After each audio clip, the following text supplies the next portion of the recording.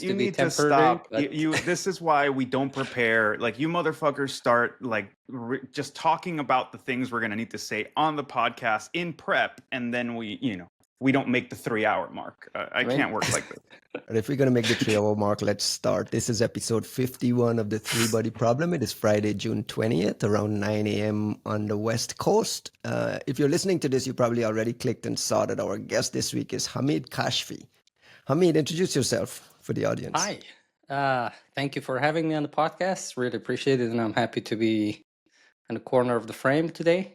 And you're here. You're here specifically because of the Iran Israel conflict. Yeah, I guess so. Give me a little bit of your background. I know you worked at the Immunity and you worked at Trail of Bits. You're an offensive security researcher, well known in this space. Can you give me a little bit of your background? Sure. So I basically born and raised and grew up in Iran until 2011. And while I was there, I was working with private sector and gov and pretty much anything any independent contractor would do on the offensive side.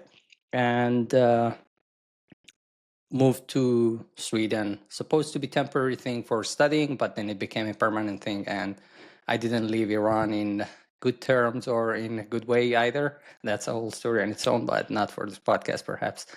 But yeah, I've heard some things from Dave Itel on that one that I'd love for us to discuss at some point. I mean, Ryan was just asking, how should I introduce you? I would say just say a random dude from Iran who rode a donkey to Europe. That would sum it up, I guess. That's awesome. I imagine you're locked into watching television and just 24/7 streaming about what's happening. Locked in would be for just a Monday. Yeah, unfortunately, everyone is aware of what's going on, and everyone is trying to catch up, and especially those who have migrated out of the country and who still have friends and connections and families with the other side.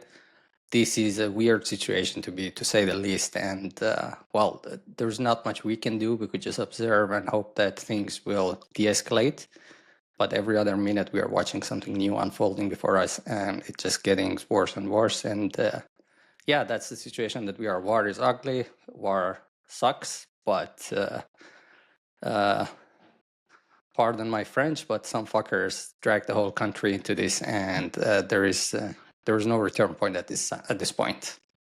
Your French is very welcome in this particular podcast. There's a lot of thoughts about the French, but no, I appreciate you kind of bringing that in, and frankly, you've kind of brought that up to me over the past couple of days, which I appreciate, because I've got tons of friends in Israel and co-workers, everything. So it's easy to worry. Like, I'm used to immediately going to the human aspect of it on my end with the Israelis.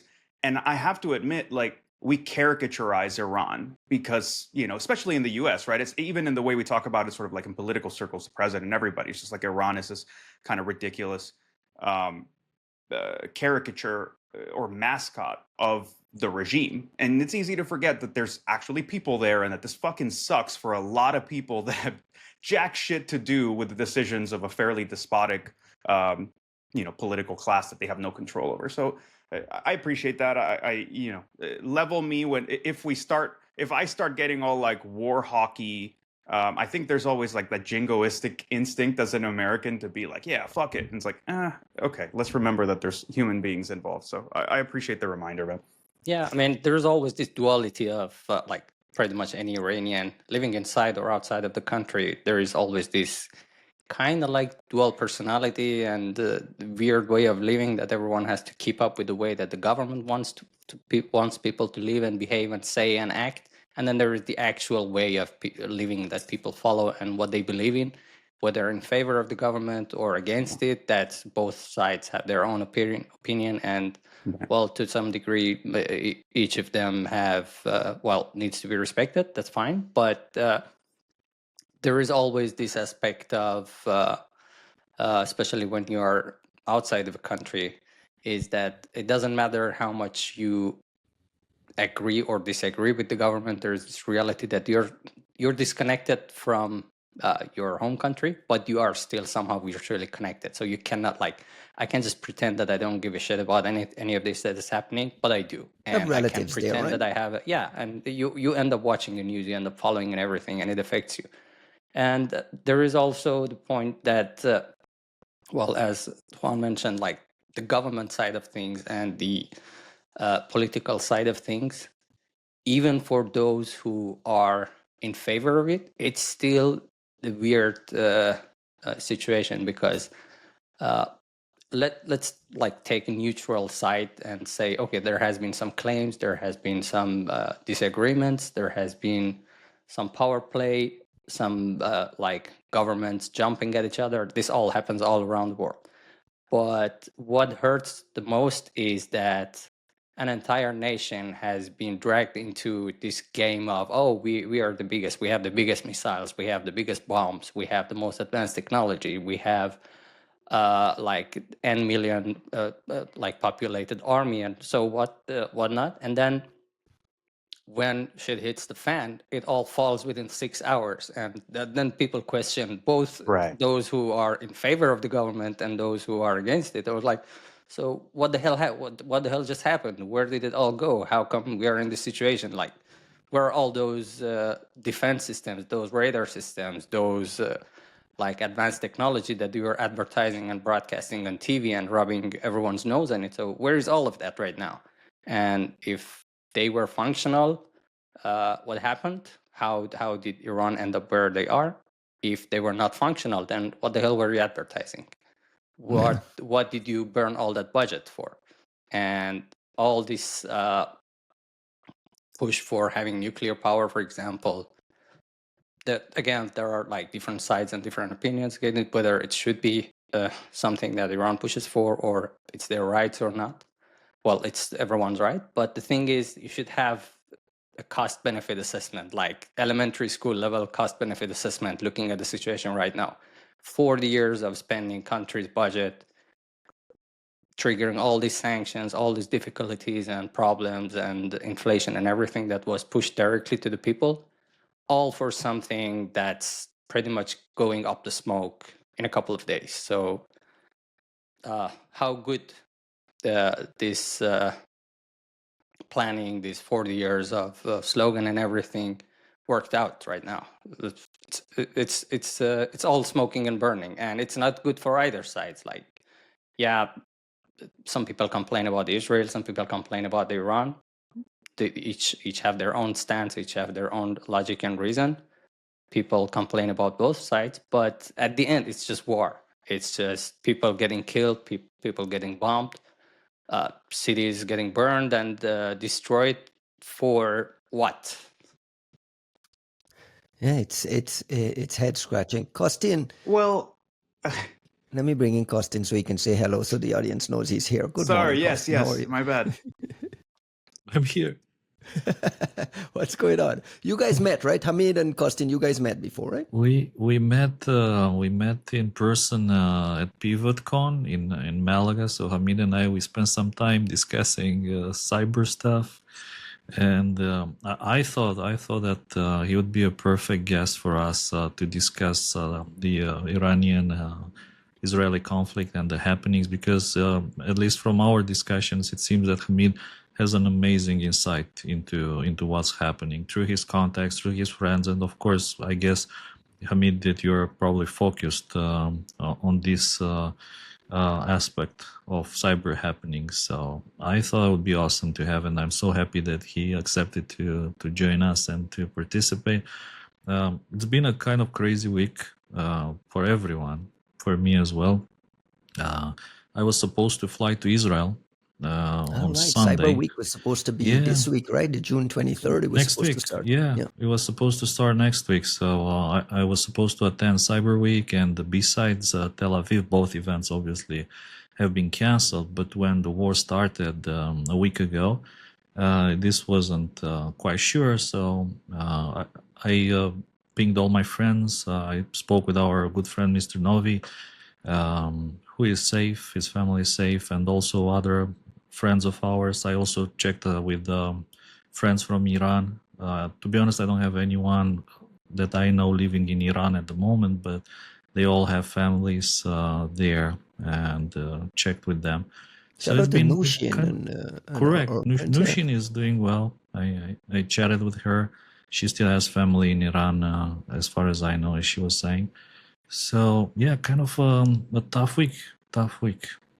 When last week when we did the podcast, the first thing that you mentioned, Costin, was how one-sided the conflict appeared in the very beginning, and then we all kind of wondered what kind of cyber activity was happening in the background. Obviously, there had to have been a lot of cyber activity. Now we're starting to see reports, and I want to start with the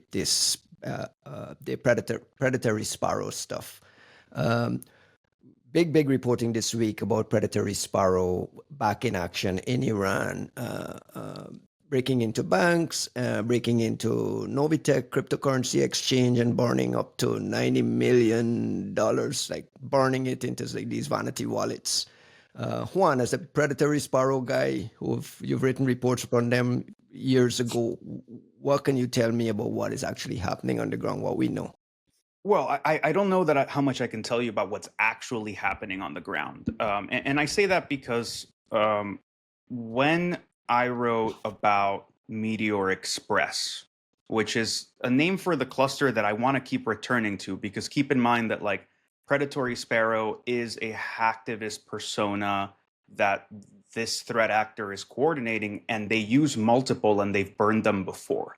So it's like it would be like us talking about like Guccifer 2.0 over and over when really we meant, Fancy Bear, who we also employs this as one of their covers. So, not to get too pedantic, but the running thread here is there is some threat actor that we've called Meteor Express in 2021.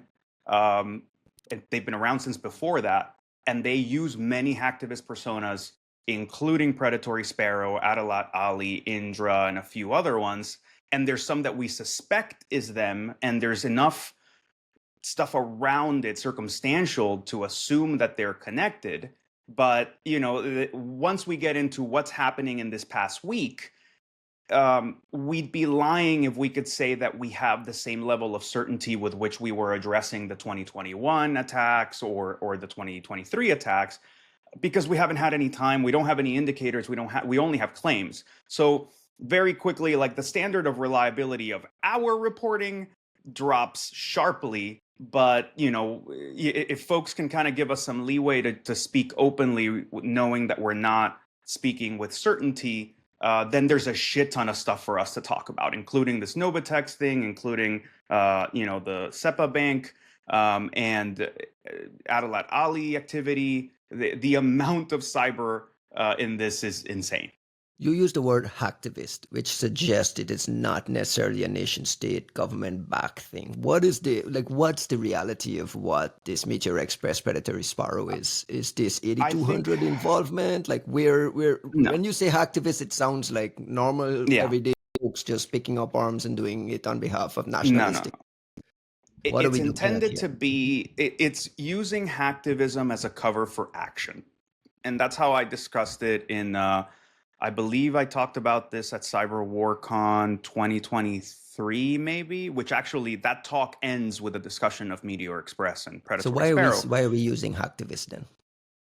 Well, Why are we using hacktivist to describe it? we should not be, we may not, but that is the presentation that the groups are trying to give themselves, right? Like Predatory Sparrow, even especially Adalat Ali, like hacktivism like the hacking part of it is a small subset of the activism part of it that you're getting from groups like Adalat Ali that are literally looking for like this, asking for regime change. Like they're literally asking for protests, right? It's like a broader form of like influence campaign. But to address your question more directly, I wasn't trying to dodge it. Obviously, we have no idea on an attribution standpoint, like what organization is involved.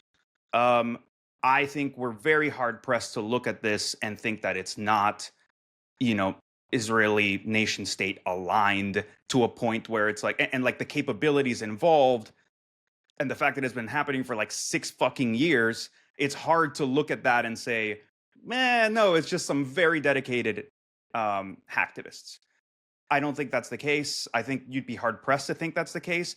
But I also would point out that I don't know that it matters. Like I think in the sense of, I don't know that it, how do I put this correctly? I think the bigger issue here, the more interesting thing here, is a shift in warfare doctrine that includes cyber by one of the preeminent, indisputable cyber powers, like top cyber powers in the world. And it's a landmark thing. Like, it's hard to discuss it in abstraction right now because we're so close to it. It's happening right now. But keep in mind that what we're seeing is probably the biggest event in quote unquote cyber war. Don't love the term. I would say cyber at war or cyber in war. But more importantly, involving it at all these different layers of war is what we've been kind of waiting to see and expecting to see for a very long time, and have not seen it proper. Like, I know we discussed the Ukrainian war and cyber in the Ukrainian war extensively, but Russia is not a cyber enabled nation or cyber power anywhere near the range of what the Israelis or what the Americans or certain European nations could do. So we haven't seen like a proper system of systems style war that includes cyber openly ever. So this is really, I mean, it's an interesting and exciting time from the perspective of trying to understand developments in cyber at war. Hamid, to you, does it matter if it's described as hacktivists or if it's nation state or what, or you're just focused on what the outcome is? This is actually, like, Juan touched on a pretty interesting thing. Like, I'm going to go with the timing first, because if you, like, all these groups, hacktivists, government associated, APTs, or whatever you want to name, or whatever they want to be named, it only matters and it's only obvious if you have been watching and observing them over a very long period of time. And by that, I mean at least 4 or 5 years, or as long as they have been into existence. And in most cases, actually way before that. Like, if you look at Lapdukhtagan, everyone knows them from their Telegram channel. But if you know what you have been looking for and you have been like observing the kind of context and the kind of operations that they have been trying to pull off, they actually go way back. Like, I'm talking about 2015, 2016, from some random anonymous blog that changed name later on, that changed name again, and then became a website, and then they became some online group, and then became a Telegram group, and then changed another like, it's a long history, but the content and the context has always remained the same. So it doesn't really matter what we call them or what they want to be called.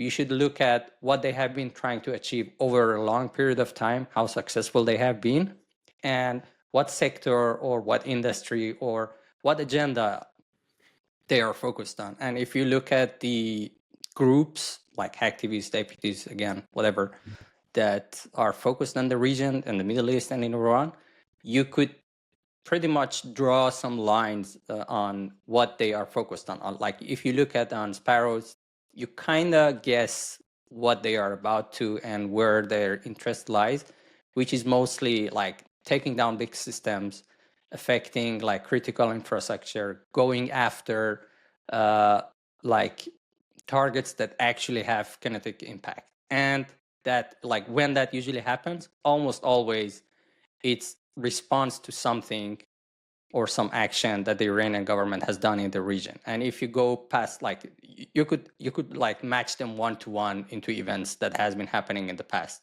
Every single case, literally every single case. So then we know this is the style and this is the modus operandi of a group like Predatory Sparrows. You go back, look at, for example, Adalat Ali. Again, they have a different kind of style of operations, which they go after like sensitive but in like civilian side of things and on human rights side of things. So they focus on exposing, if we could say like that, exposing that's nasty side of Iranian regime. So they go after Evin prison, after cameras, and show what the true image inside looks like. They go after the justice system and expose private court cases and like all sort of details that we have observed, and dump those and try to present this is the real image of the justice system. They go after, I don't know, some like right now, it just happens right now that they haven't done any hack. But if you look at the history of what they have been posting recently, and especially since a couple of days ago, it's straight up like open invitation to riot and chaos. And they publish something so-called like camera list, but what you actually have received is a very long, very detailed, and very nicely put together cluster of landmarks on Google Map that literally pinpoints where and how to get yourself armed. First, they drop the link, like as a camera. It contains like all the CCTV camera locations and military bases, besieged stations, pretty much anywhere that, in case of chaos and people raiding those buildings, they would be able to arm themselves. And again, as Juan mentioned, and I tried to bring it up, the context matters a lot, and the timing matters even a lot more, because when is Adalat Ali doing that? When there is a war between Iran and Israel. And okay, this is interesting, but why would they do that? Because Israel is calling or pretending to call not directly for regime change, and they are also, as their third stage of targeting, I believe, they have now started since today going after entities and buildings and organizations and people that we often meet them in the street when there is some protest against the government. So they have gone after Basij today. The day before, they have, like 2 days ago, they went after the two buildings that people were normally being detained and taken there in times of previous protests in the street. Like hundreds of people were taken there. Like When you they say have been going in the after, street. you mean like bombing them? Yeah, they literally bombed those buildings and killed some ranking people over there. And from today, they actually started going after Basij stations, and they officially announced that as well. So these two seem to be separate cases. Adalat Ali seems to be a hacktivist group isolated from everything else and try to look like different than sparrows or any other thing. But the timing and what the context puts them together, you see them as different pieces of puzzle. And I think that's how you should be looking at all of these groups, not when they randomly dump something, like they hack Nobitex, they hack Sepah Bank. Yeah, it's a bank, it affects people. Yeah, IRGC was using it as well. But what have you been doing past 5 years matters and defines who you are and what you are. And another thing is, I always like kind of joke about it every now and then on Twitter as well, that there are seasons that you should be looking at these groups because they start flourishing and showing their true nature and true face. Like each of these groups during certain periods of time, they have shown their actual ties and their actual connections, and you could make it obvious. Like Sparrows, it's pretty much obvious. They are not trying to hide it. Adalat Ali has been trying very hard to hide it for a very long time, I would say even past 4 or 5 years. And only recently their language has actually got closer to what their intention is. And very recently, like talking about past couple of days, then it's just like no hiding, no hidden agenda. And then we also had the Labduchtgan as well. They were claiming that we are independent, we are activist groups, we are people for people, all the bullshit that all of them repaired. Until a couple of years ago, they suddenly dropped, yeah, by the way, we're gonna give you $50K US dollar reward in case you help us. Like, what the fuck? Which kind of activist group has this kind of like financial assets that would be able to reward people like this? And like Sparrows as well, like who the fuck burns 90 million with their Tuesday morning coffee, casually burning it out as an operation? Like if it was North Korea, you know what happens. But going this road tells a lot. Like this single act alone, I think it's worth studying and looking at and analyzing to see what led to this and what this group is all about and how far they could have gone and they have gone. I think there's a lot behind just that number. I want to latch on to that point, the how far they could have gone, have gone, and even like the nature of the group. Like I think Predatory Sparrow is an interesting inflection point, precisely because the nerds in cyber war, the academics have been the academics trying to get in cyber war have been talking about deterrence and signaling in cyber forever, and it never really made any sense. Like I think it was a kind of like a overtly kind of stupid idea, be, insofar as we were trying to apply this notion that like you could signal cyber capabilities and that you could deter an enemy from doing something you don't want them to do, or and make them reconsider what they're doing based on cyber power of some power projection of some sort. And that really never made sense with the attacks that we see, with the kind of things that we actually see in the field. So it seemed kind of dumb to like overemphasize it to that degree and try to bring it into the discussion now, until Predatory Sparrow becomes a thing.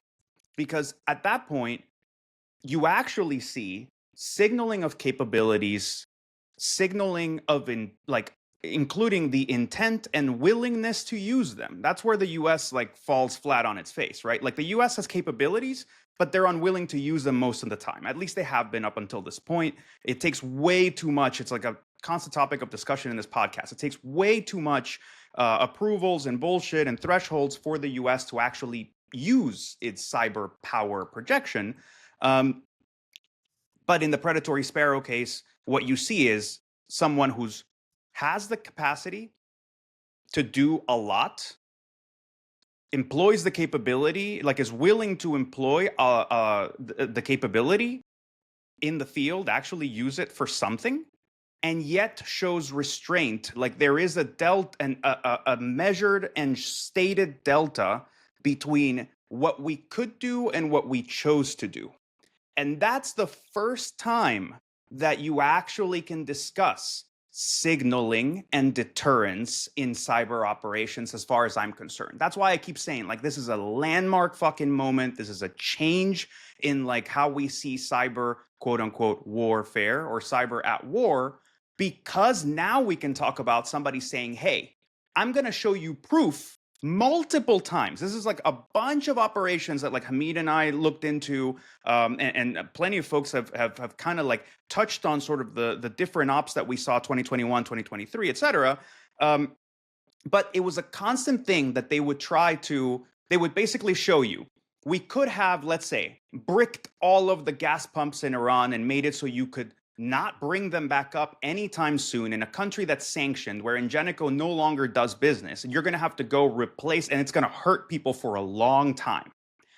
They showed that they could, and instead they put the Ayatollahs in the gas stations. Well, they definitely disabled them. Like they flashed them in a way that they were going to have to be fixed, so it wasn't going to come right back on. But they obviously did not permanently brick them. They reported a vulnerability that would have let them brick them to Ingenico. And at the time, I didn't know if that was actually true. That's something they claimed, but I saw in Hamid's paper that you were able to confirm it. Like you saw the email. So so just to kind of put the bow on that point, there's you show that you could have done more. You still are willing to do something, right? You didn't just claim that you could have done it, but then didn't actually do anything until last week. And then you know, the final part that I think is really interesting and very specific to the to Predatory Sparrow activity is they apparently called emergency services ahead of the gas pump attack to let them know that there wasn't going to be any gas and to fuel up. So there is this signaling, and I know Hamid, like I'm sure you're like kind of looking at me sideways right now, but for all of the ops preceding this war, there was signaling that included taking care of civilians and making sure, or at least attempting to, or showing that they were trying to be responsible, and that, you know, so basically the Predatory Sparrow model was you attack you show that you have insane capabilities to do something very disruptive. You give them an example that's lower than the threshold of what you can do, but you do it. So like there is some pain and it's visible and it's public. You show that you are not trying to harm civilians as much as you could, like you're trying to minimize some of the damage to civilians. And then there's some trolling element that redirects the anger or the pressure of the incident to the regime, to the Iranian government. So like the phone number for the Ayatollah's office, the signs, hacked signage that like shows outrage about the gas. The other, there've been illegal broadcasts that they've shown on state media. Or even with the really important one in my view before this all kicked off, when they melted down a fucking steel foundry, they posted the video online, and the whole Andy Greenberg actually pointed out that like it wasn't perfect, but like there's a whole point about like we waited until everybody walked out of the foundry and then we melted it down so that they wouldn't die. Andy saw something I hadn't seen, which is like there's two people running out like in the mid, like while this thing is melting. So like maybe not everybody, but it's just to say there was a formula that they were showing that's very specific to Predatory Sparrow. It's those four elements as far as I'm concerned, as far as we can see. We don't know what else might be involved in that signaling. And then obviously that changes drastically. It's practically a compliance list. I would say it's practically a compliance list they have to go through, it seems. And very organized hacktivism. This is why we shouldn't call it hacktivism, right? We shouldn't call this hacktivism. There's no way it is. It's claiming to be. It's claiming to be, and you have to acknowledge that element because there's something important in the fact that they feel the need to do this. Right? They could just not, right? Like they could do all of those things and then like send the Ayatollah an email. Clearly, there's a different element to this that in previous discussions I've pointed out, said that some of this is for us. Like some of the signaling is towards the research community. We reported a 0-day. We, we had access to X, Y, and Z, but we didn't use it in this way. There's for all of the same way that like, okay, here's my thinking. I'm sorry, I've been like stewing on this for a couple of days now, and like I was trying to write some stuff yesterday, so like I'm just like very deep in the weeds of it. But if you remember, Costin and I went on stage and did the keynote in Virus Bulletin. It was Costin's keynote, which he was kind enough to invite me to. And one of the main points was we said, hey, please, nation state folks, our choices are binary.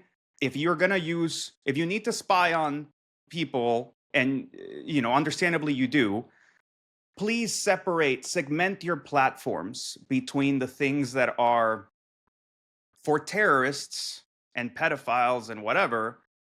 It can be your shitty malware that's not that sophisticated, not whatever, but keep it its own platform. And please separate that from what you use to spy on like Angela Merkel's aide and like all of your super high-end espionage, because we really have no choices here.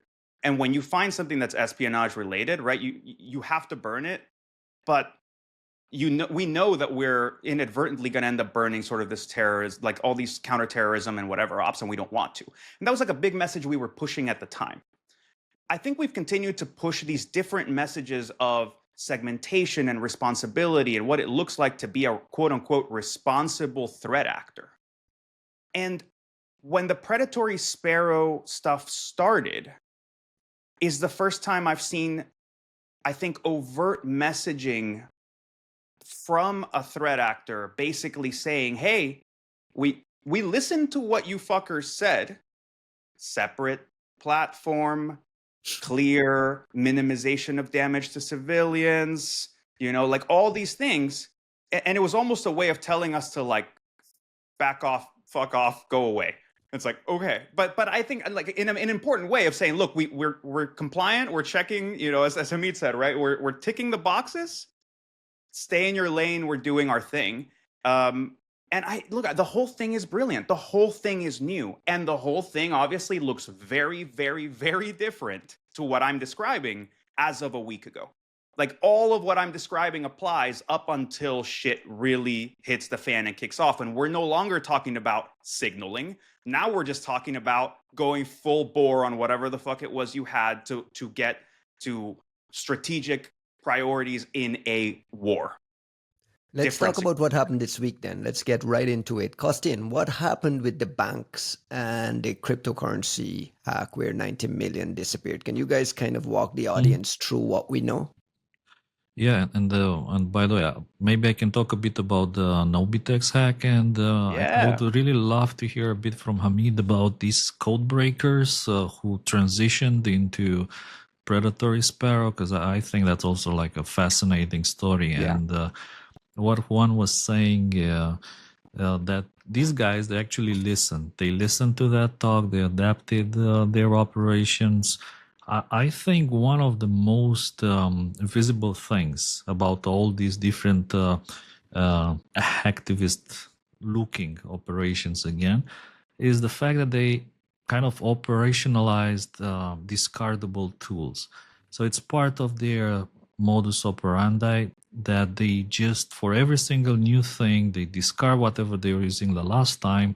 They bring like a new tool set. It doesn't have to be super sophisticated. It doesn't have to be kind of, hundreds of millions of dollars that go into that, but it's just like something new every single time, something new, so that you can't possibly connect it to previous operations. And if it gets burned, and I guess they got burned at least twice. Checkpoint had the blog on Predatory Sparrow. They called it Indra back in the days, I think. They didn't name it properly. They said Indra, God of War, is watching, or something like that. Just to make a point, like Checkpoint didn't name the threat actor.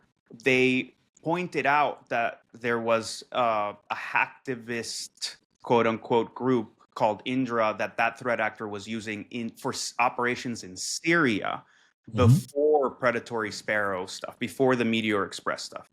So they use the name Indra, and you're like, oh, here once again we give into the confusion. That's why I keep emphasizing, like, let's call them Meteor Express. Well, I mean, self-servingly, right? But also because nobody's named it. Nobody's named the cluster beyond that. We're not going to talk about names on this podcast. No, it's not the naming. It's that we keep using the threat actor shell names, and it doesn't show the right cohesive thread for all of these different attacks. How difficult it is to actually track this stuff? It's all on Telegram, on these weird things. Like, how are you guys doing this with any level of confidence? So what you see is what they allow you to see. So I think what we are seeing actually is maybe 2 to maybe 5% of what is actually happening as part of the whole set of cyber operations. Just 2%? Against Iran. So I think those 2% of the whole cyber operations against Iran, that is what we are calling Predatory Sparrow, or what is associated with Green Leakers or Lab Duktegan or pretty much the others. So essentially between espionage and destructive attacks, part of the strategy of destructive attacks is to leak, to dox different Iranian intelligence officers or malware developers, and sabotage, like these destructive attacks, as we have seen in the past with the gas pumps, or more recently the attacks against the Sepah Bank and the Nobitex exchange. So just very shortly, what happened with the Nobitex? This was Iran's largest cryptocurrency exchange. I think that they were transitioning or processing over $1 billion, according to the numbers from 2024. And actually, the next 5 cryptocurrency exchanges in Iran combined together, they were not as big as Nobitex. So Nobitex was the largest of pretty much all the cryptocurrency exchanges in Iran. And you're wondering maybe why they can't use something like Coinbase or KuCoin or whatever. It's simply because unfortunately, if you live in Iran and you need to link that with your bank accounts, these are pretty much your only choice. So Coinbase won't cut it, essentially. And Nobitex got hacked by Predatory Sparrow. So immediately what was visible is that they posted on their Telegram channel. What's also quite interesting to me is that they created a new Telegram channel for this. They did have a Telegram channel in the past, but they spin a new Telegram channel on June 15 and immediately start announcing that they got into Nobitex, that they this is like regimes, the evil regimes cryptocurrency gateway, and then they start burning funds and threaten to release the source codes. And immediately, what is visible is that they transfer a large amount of cryptocurrency in Tether on top of the Tron chain.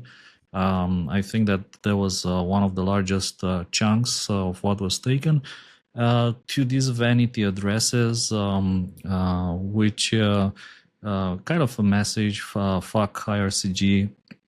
Yeah, they're Iranian taunting. The Revolutionary addresses are taunting the Court guards. They're taunting IRCG, correct? And initially, I was thinking like, wow, those are burnt money. Like, there's no chance that they could actually generate those vanity addresses and still control them. Because in the past, pretty much all the big cryptocurrency influencers, they have these wallet addresses, like in which they try to include their names. you can customize it a little bit. You right? can customize it with the GPU, and a lot of time you eventually can generate a private key, which in turn produces a wallet address that contains your vanity keywords in it. But nothing as long as those. So I did like a quick calculation, and it turned that that would require about 100 times the age of the universe on some decent GPUs to produce. So those are like pretty much gone. There is, by the way, Costin, just sorry, I hate to interrupt you, but like the just to kind of like explain the thing that wasn't immediately obvious and may not be immediately obvious to everybody, like, can you talk about like what it means to send cryptocurrency to a vanity address? Because like I think that's obviously not a thing that happens with like banking transactions. Like the same thing doesn't apply with real money. So like here's some magic money stuff that like we kind of need to figure out. Yeah, so we see this happening a lot by mistake, by the way, in the sense that just for instance, when you generate a private key on these cryptocurrency chains, you can derive the public key, and then you can derive the wallet. And as long as you have the private key, you can control the funds. And for instance, as an example, there is pretty much on every chain, there is a wallet associated with the public address 0. And typically that is full of money which are lost forever because somebody sent it by accident. I don't know.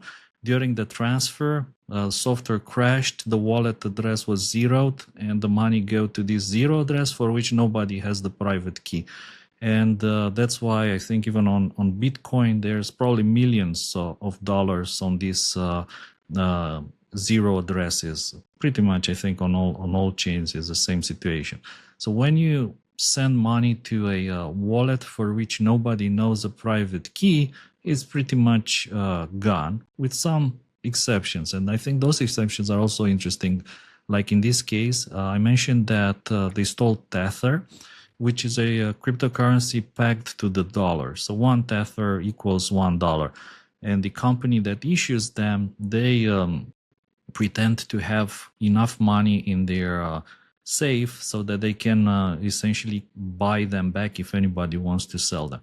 Now with this Tether on top of Tron, they can also be on different chains, like for instance on Ethereum. The company who issues them, they could destroy those funds, they could reissue them if they wanted, and send them back to the victims. So in theory, those would be recoverable. But again, considering that we're talking about Iran, which is typically sanctions, so nobody wants to deal with that, I very seriously doubt that Tether will ever destroy the currencies which went to that vanity address and to reissue them so they can pay back the victims. But it's others, specific to the chains, right? So it's specific to the cryptocurrency's correct. design, right? So like if they didn't plan it into Bitcoin, right, you couldn't just be like, hey, we're going to donate everything from wallet 0 to nonprofits, right? Like, They would have to do like a hard fork, I guess. So they have to kind of rewrite things, and then implement more control. But people are super, how to say, they're super afraid of hard forks. So nobody fancies the idea that you rewrite the protocol. I mean, this happened in the past, for instance, with Ethereum. There was like a big hack, and they decided to hard fork. That's why there's now Ethereum Classic and Ethereum. There's the real Ethereum, and then there's Ethereum Classic, which is the unforked one with that essentially exploit. I mean, that's where you get into like the multiverse version of like cryptocurrency, right? Correct. Because like, So- like people don't like it. I agree with you because then like I've gotten that sense that like people don't like hard forks, but there is a good reason. You can't, as far as I understand it, you can't just kill the other thing. Like it seems that people kind of stick. There's always Correct. purists who decide Correct. that like they're gonna be pissy and stick with like this version of the old one's the real one. You're like, that's not how currency should work. But okay, like There's only one big exception to this rule, which is Monero, this privacy-focused cryptocurrency, where they agreed that they will constantly hard fork it. So they said like, every couple of months, initially every 6 months, but now I think they're doing it every 1 year or 2 years. They're just gonna hard fork the code, and whoever wants to be left on the old code, we don't care. Like that's not what it is nowadays. So they build this into the whole concept. But everyone else, everyone's scared of hard forks. They don't want to hear a bit about But it. isn't that, Costin, just as like a corollary, and we should go back to the topic of the war and like where we started here, but like, isn't that essentially like in a cryptocurrency universe, aren't we basically discussing whether these like people are putting update mechanisms into how these things work? Like I understand that cryptocurrency is about immutability, but considering how many issues we're seeing as far as like, oh, this compiler has a vulnerability, or like someone fucked up how these contracts are made and now like, we can never fix whatever. Like it's almost like the notion of immutability for blockchain has been taken as an excuse to have no update path by the people who manage these things. And I know that it's not a simple problem, but it is an interesting thing to acknowledge of like, you're asking people to put their life savings into an archaic piece of technology that can never be updated at its core. And it has had interesting corollaries for people building on these like bullshit chain, like I guess on-chain currencies that build on top of Ethereum, where it was designed with a lot less thought than you might have, than you might consider for like Bitcoin or Ethereum or ADA, or like things where like folks are really thinking it through. And it turns out that when you write a contract, you don't ever there are always edge cases you don't consider. And then you don't have an update mechanism other than a fork, which is literally to say, hey, like, let's break away from that timeline into this other one, just because we all agree we're going to keep moving in this, we're just going to all turn together. But you can't actually kill the old thing. Look, I think we should differentiate between rollback and forks. Like what people are, and the updates, rollback and updates. So updates are happening all the time. People implement like new features, while everyone's scared of the idea of a rollback. Like nobody wants to hear about rollbacks. Like transactions have been committed, we don't want to roll back 2 weeks ago, and basically messes up pretty much everything. But updates happen all the time. Sometimes they take advantage of features in the protocol, or those kind of flags or values, like it's defined, let's say, from 1 to 10. Now we can define 11 does that, and the packet size and format is variable, so you can implement new features all the time. And this happens a for lot. certain currencies, like what you were saying about Monero, right? And no, not just Monero, but like, segregated witness is one of such change, which was implemented in Bitcoin, for instance, that some people were against, because it's not the original vision of Satoshi, it's something new. Then other people got upset and they forked their own version, Bitcoin Cash. But yeah, again, it's possible. It's possible to do updates, and these updates happen all the time. But people hate the idea of rollbacks. Culturally frowned upon. Frowned upon. Let me circle back to but Nobitex for a second. Money are lost. From a practical point of view, at least what I have been able to calculate at the value when this happened, $89.960446 in cryptocurrencies are gone. And this is, I think, probably the ultimate proof when we are speaking, like, is this a hacktivist group? 89, just to put a point, you forgot the word million? 89,960,446 So that was my question is to Hamid, is $90 million just disappeared over the night across multiple chains, thrown into these born addresses, disappeared overnight. What's the signaling there? So first, let me go back quickly to the point that Juan was mentioning regarding signaling and making sure there is no collateral damage and restraining their, like, basically power.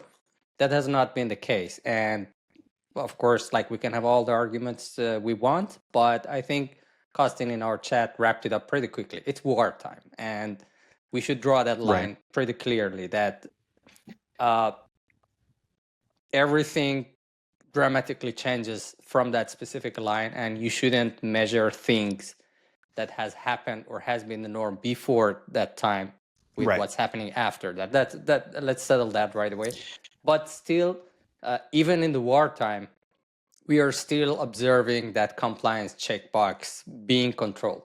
But I have a lot of disagreement on that part, especially since their last two attacks, mainly because what's difference this time around? What's the thing that's sticking point? Like previously, as Juan mentioned, and I've also wrote in the long paper thingy that I did about sparrows, is that they try to do an early warning in different cases and warn people, or like fire bridges and ambulances and stuff, to tank up their ambulances so they're not out of fuel, or when they try to cause damage in this steel mill company, they try to wait, despite it not being completely effective, as Andy Greenberg pointed out. I have a little bit of dispute on that as well, but regardless, they tried, and that's what matters. But in this case, it just looks pretty much like a formality to be a part of the operation that was attempted. Whether it's successful or not, it's a huge dispute. How far they have gone to let people actually do the action that they demanded from people to do, that's a whole different thing, which I'm going to drop some F-bombs on that. Mainly because, let's look at it. First, let's talk about the Sepah Bank, which is a big bank. So it's a little bit less scary. Wait, can you describe, we haven't, and this is where I'm trying to play Ryan's role, but it's we haven't actually told people what happened at Sepah, and even for Nobitex, we're kind of we're describing all the elements of it, but can you just give us we're assuming the audience has read up on it. Let's step back. Let's step a little bit back. If we're gonna go war news and related, we had three kind of hacks happening. First was the pre-positioning stuff, which goes way back. There has been different incidents. Most of them, I would say 9 out of 10, not even made it to the media, even Iranians or locals. So what? Give me some examples. There has been banking incidents. I have been observing and getting into details of core banking systems, critical infrastructure networks, telecoms, and whatnot being popped, APTs, or they have detected intrusions, or they failed to, but I observed the signs of. And, does the Iranian government document any of this? Do they have a CISA equivalent? That's issuing bulletins, there is a CISA getting people to patch stuff? Exactly. It's called AFTA, which is it doesn't make any sense to do the Farsi version here. Everyone knows what we're talking about. But the point is, there is an entity like CISA that takes care of those stuff, and pretty much any warning that they send is kinda on a secret, don't disclose, closed circle circulation. So they don't post anything publicly for whatever reason they chose to. But there are efforts, and they are tracking stuff or failing at tracking stuff, and it's been an ongoing thing for a couple of years. However, I get to read all of them. That's not really the case here. But what's matter is that like there has been a lot of incidents that has triggered warnings and has triggered actions that have not made it to the public news, and I look at them as prepositioning cases. Now we are seeing the effects of it. If you remember, like a couple of years ago during this glass house discussion that we had with Juan and Silas and Devitel and others were as part of the conversation, I was mentioning that like the core banking network in Iran is a ticking bomb. That's what I was saying back then, because I was watching these things happen. And they are literally lighting up one by one right now. And I would really, really be surprised if Sepah and Nobitex are the last ones. So I think we're just watching the beginning of it. And back to the You message. think they've been pre-popped? Like they've been pre-popped, and this is just now coming up, right? Like Israel, of course, they had this planned a couple of months or almost a year, as they claim. Like they had it planned ahead of time. So it's not like they started bombing today and then they started hacking yesterday. This is not how it works. They must have been sitting there, like persisting and like watching how things go, like how are things going on, and like preparing and testing their stuff for the day that would be today. So that's how any government would do that. Like US does that, Europe does that, Iranians do that, anyone does that. If you want to be reliable in your operations, you need to do it in advance and you need to be tested. So that's the part.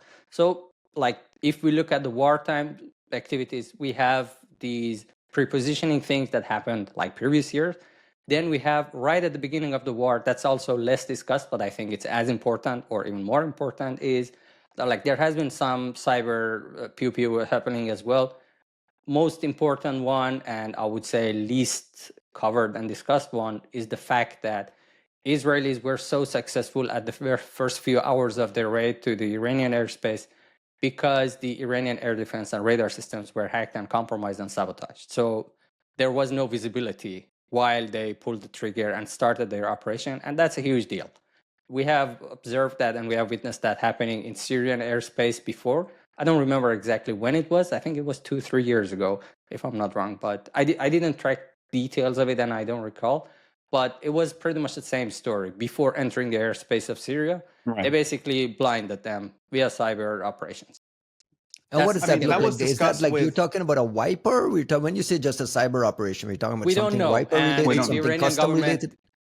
We don't know, but I mean, you could imagine that they have been sitting on that network long enough that they know where and when and how to pull the trigger. So I mean, if you're not sitting on those systems in any kind of like military like context, like you're not doing jack shit in cyber. Like you're pointless. And like, look, in Iran specifically, this is what was claimed about like the Nitro Seuss operation that was supposed to be like the broader umbrella that included Stuxnet.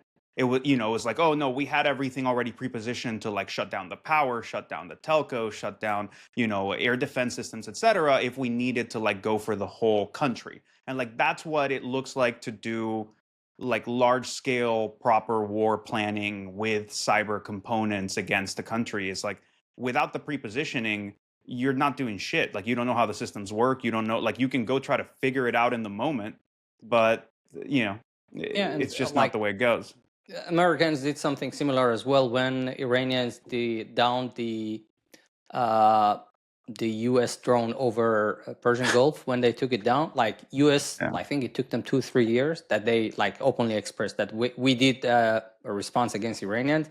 They basically cyber targeted the very base that the drone was like basically monitored and observed, and the missiles were fired from. That shows that not only they know where this happened, they have been sitting there waiting, watching Iranians, watching them flying into their airspace. So that single thing on its own, I think it's mind-blowing for like people that are not actually closely watching it. But well, Israelis would have been doing the same, and they showed that they have done the same with the radar thing as well. And that's the like entry to the war. Like that's how they drum roll into the beginning of the war, and they take down the system. And then we have these like causing effect and signaling and messaging, which I think we are way past that. That they are trying to actually do damage via cyber operations. They are they are like trying to compromise network, or they take it down. To be more specific, they go after banks, they go after Nobitex, they go after entities that support these organizations that they're targeting. And that's where this Nobitech and Sepah Bank and all of this stuff that we have seen and we will be seeing come into the play. So now we are at the point that, okay, hello, this is Nobitech's hack 101. Or let's start with Sepah. What happened is Israel is naturally claiming that they're after IRGC. And what is Sepah Bank?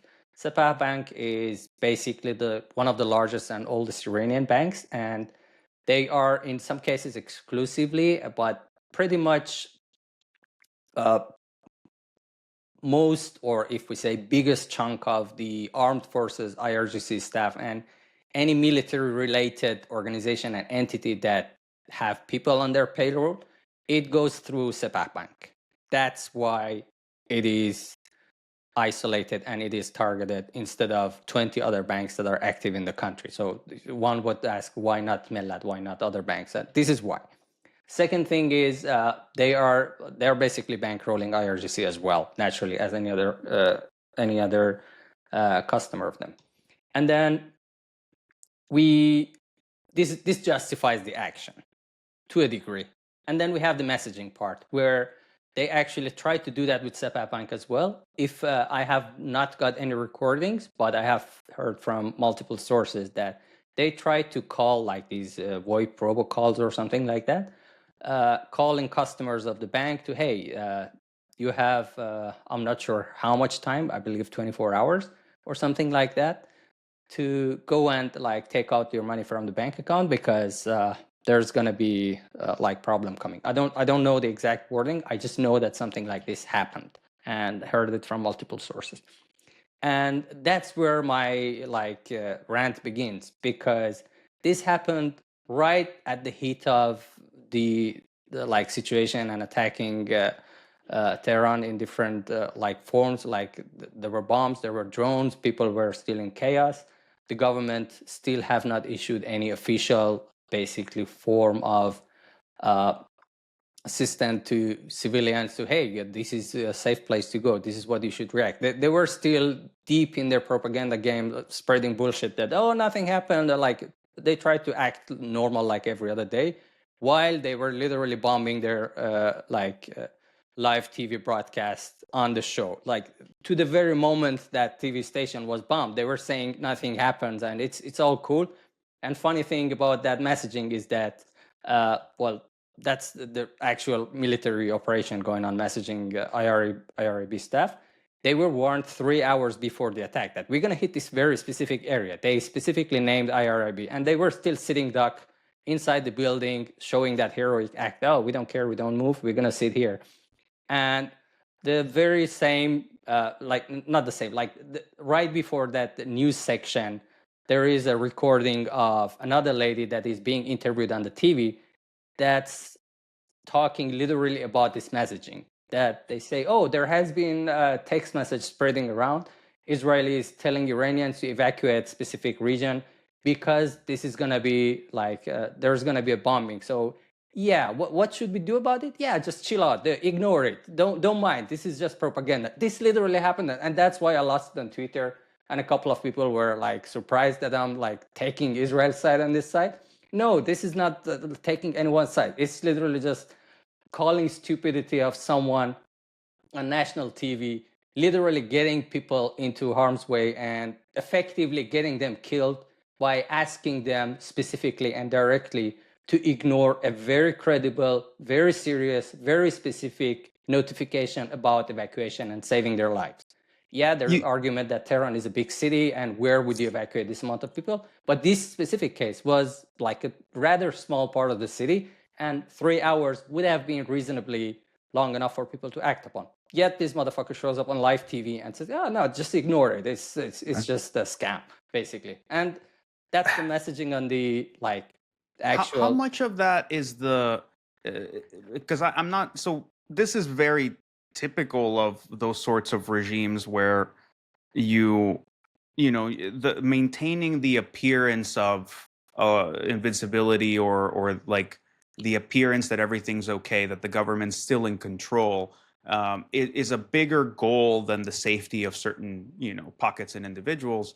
But I'm curious how much of this you feel is like there's no history of like Iranians understanding like the Israelis like knocking on the roof, right? Like throwing something, like before they bomb a building, they'll like just throw like some kind of shell or something to just be like bunk, like get the fuck out of this building, we're about to bomb it.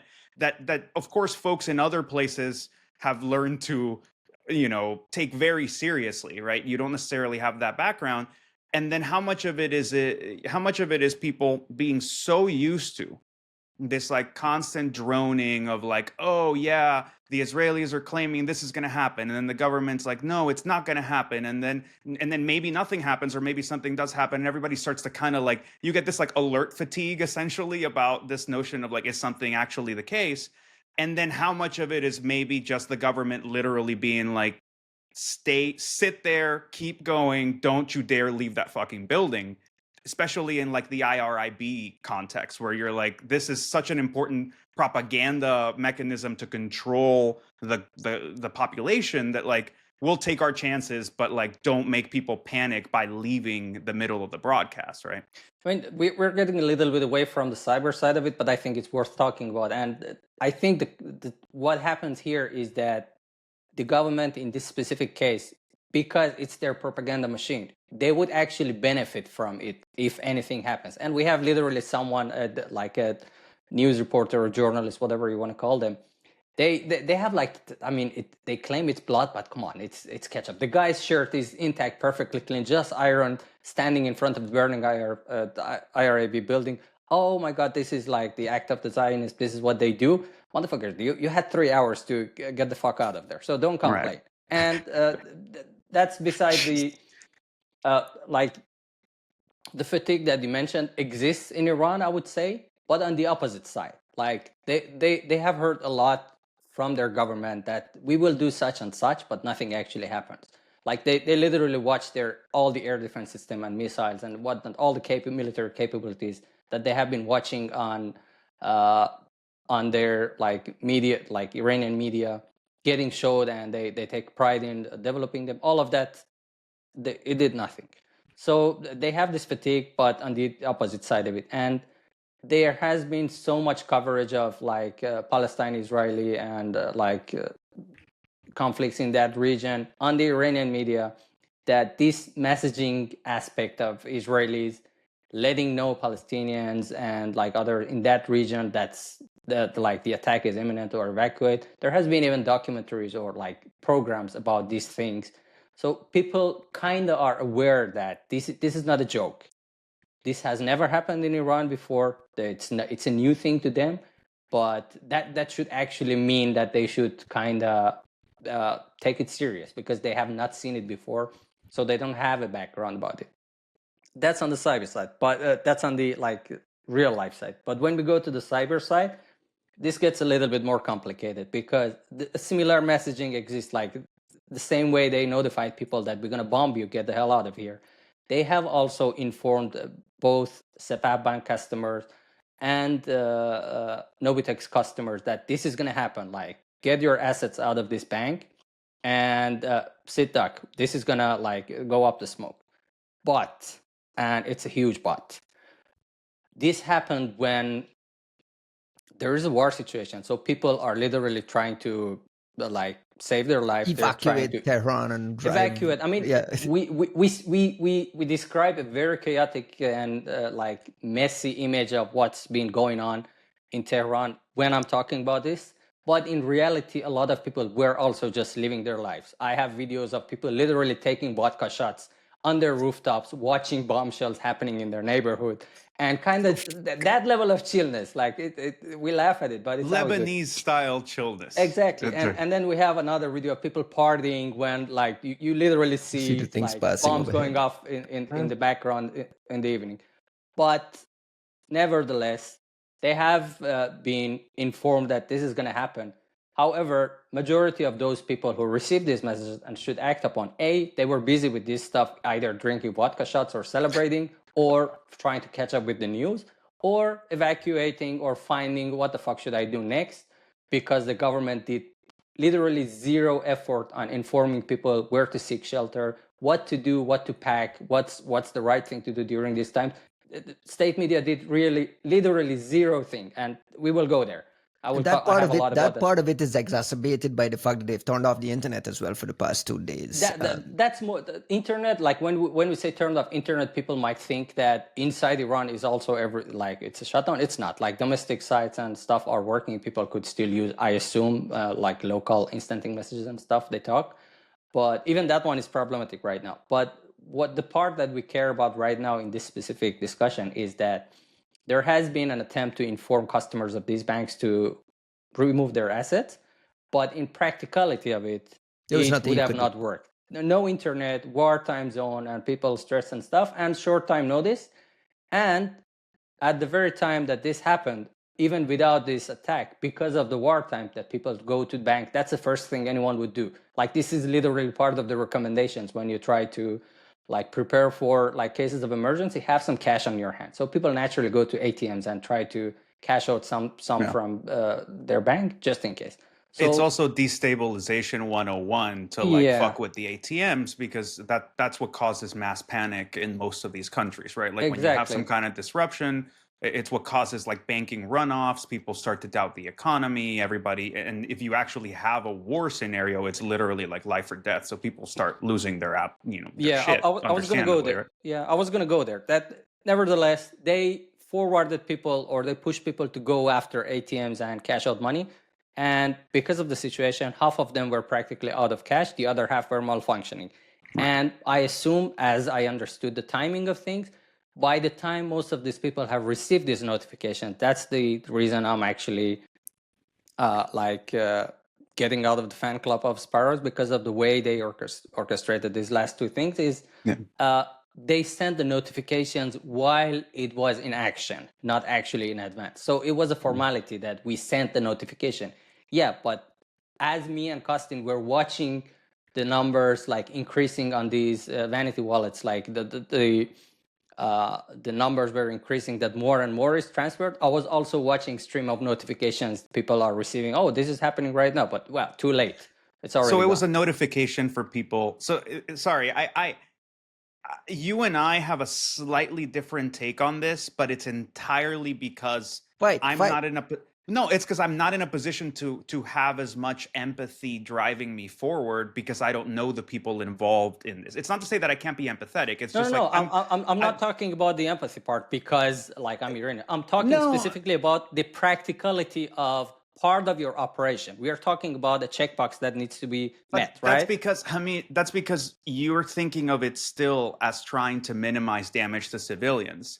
And to me, when you tell me that they were already burning the money when they were telling people to come get it, they didn't want people to get their money out. They wanted people to notice that their money was missing. Or cause chaos, as you mentioned. Exactly. So like and that's the same with the ATMs, right? Like you try to minimize civilian damage when you're not, like when you're trying to direct their anger or build up anger towards the regime in the buildup. But during the thing, like I think any military planning that includes ousting a sitting regime, they know they have to get the people to turn against the regime. Like you have to. You're not gonna. There's no like. That's kind of the U.S. mega fuck up with things like Iraq. Is like if you don't, or parts of Afghanistan after the original first 6 months of the campaign, is if you're not turning hearts and minds, if you're not making the people somehow active in the role of deposing a sitting government, you're never, like, what are you going to do? You're going to turn it into a vassal state? You're going to run the government, and force everybody into compliance? You can't. You have to get the people there to be the ones that are kind of seizing that opportunity. Right. So like I just feel that the strategic, I guess I'm arguing on behalf of like the effectiveness of the Predatory Sparrow guys, that like, no, their priorities changed, but I think they're still meeting their priorities very well. Those priorities are no longer, let's not make people feel pain. Now it's let's make people feel pain and like push it further towards like get rid of the mullahs and I mean, you you know. pointed on the exact thing I was hoping that we would get there as part of our discussion. Was the effectiveness of what they did as well? Right. Like, let's put the messaging aside. Let's see it worked or not. We already talked about it. Right. Let's go on the effect of things. There has been a couple of assumptions about how these effects would play out in the Iranian, Iranian side and among civilians. Is that even with the gas station attack? The assumption of everyone, including myself, well, I would say I speak for myself. My assumption, based on my understanding of the situation and the culture and the nation, was that when something like that and at that scale happens, putting into the context that 2 years ago people were shot and killed in tens because of the very same subject, which would be access to fuel at subsidized price, when you cut them from their supply of fuel, again, I assume that there would be a lot of conflicts and frictions in the streets and like people protesting or people rioting, running for their fuel. But the way things were handled, I don't know who should be credited in this case. It's people, it's the culture, it's the government, who they managed to and how they managed to dodge this. Things actually went pretty smoothly.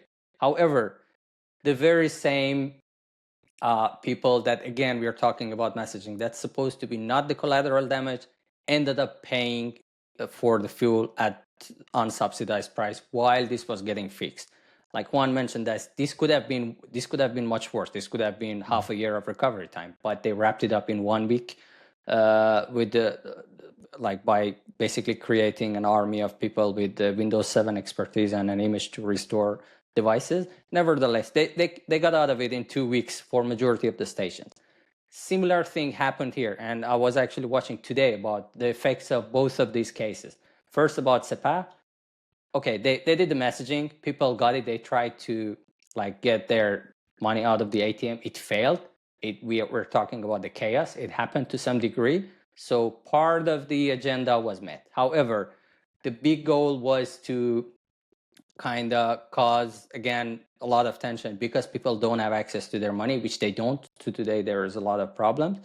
But government solved at least the targeted part of the Sepah customers, because I was mentioning that the Sepah has 42 million customers in the country.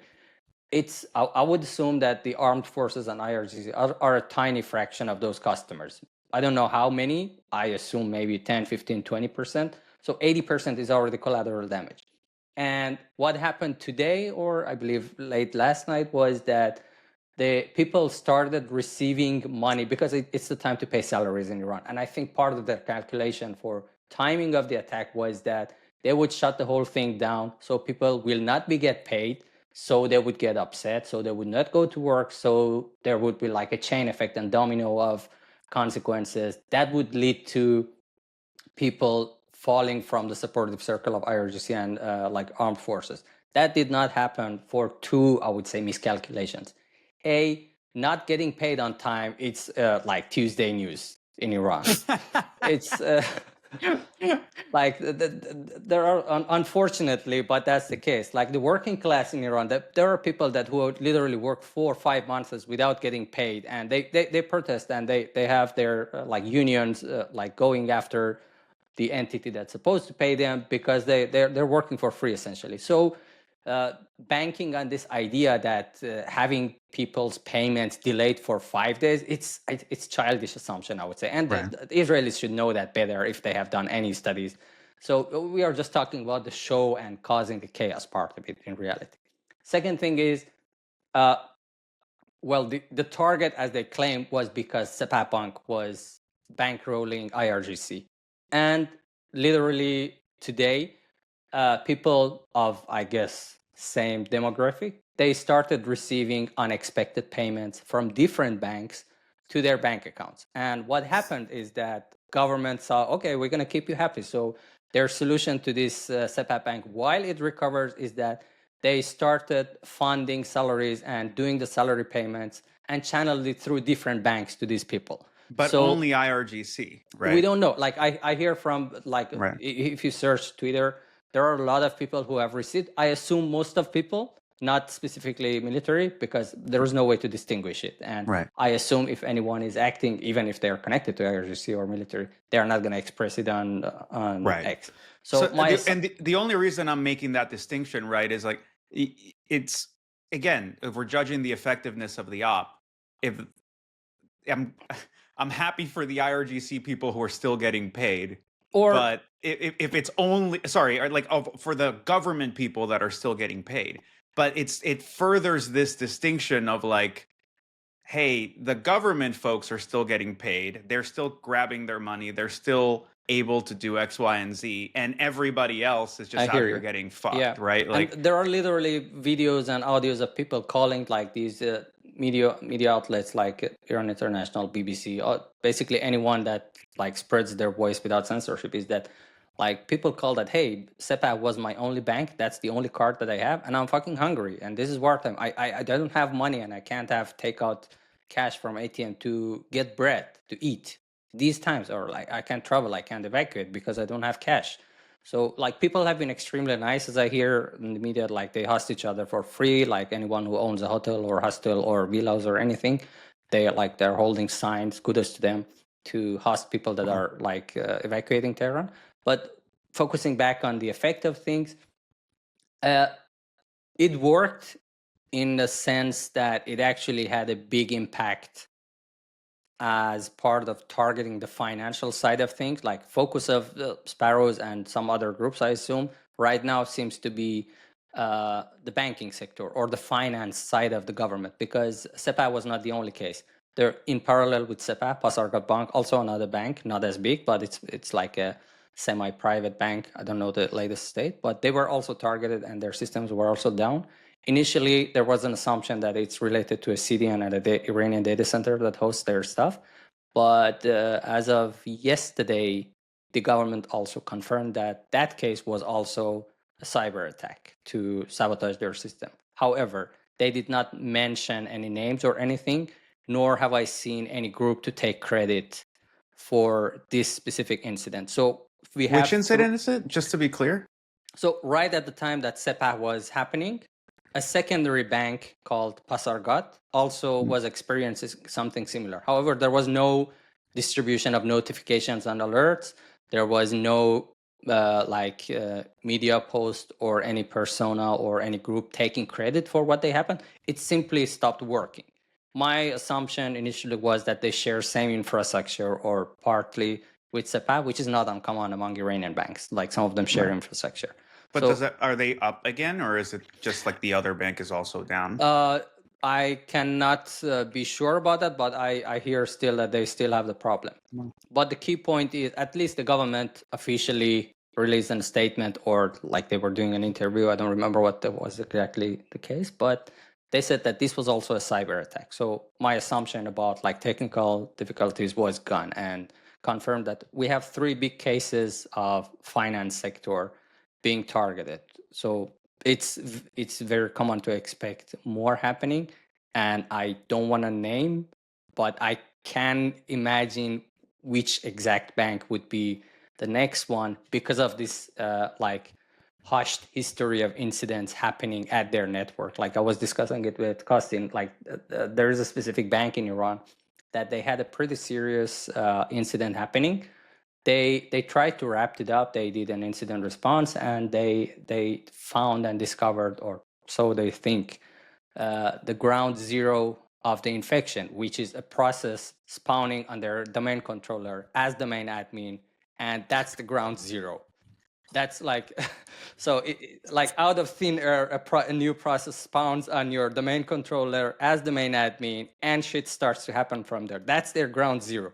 They turned every stone. They went like client side, they went server side, and they didn't find there are only 2 scenarios you can think of. It's either like this IPMI and those kind of like remote management things that could be the point of entry, or it's a hypervisor case of persistence, and they try to jump from hypervisor to the guest store. So these kind of incidents has been ongoing for a long time, and this is what I mean when I talk about things that don't get media coverage and people don't talk about.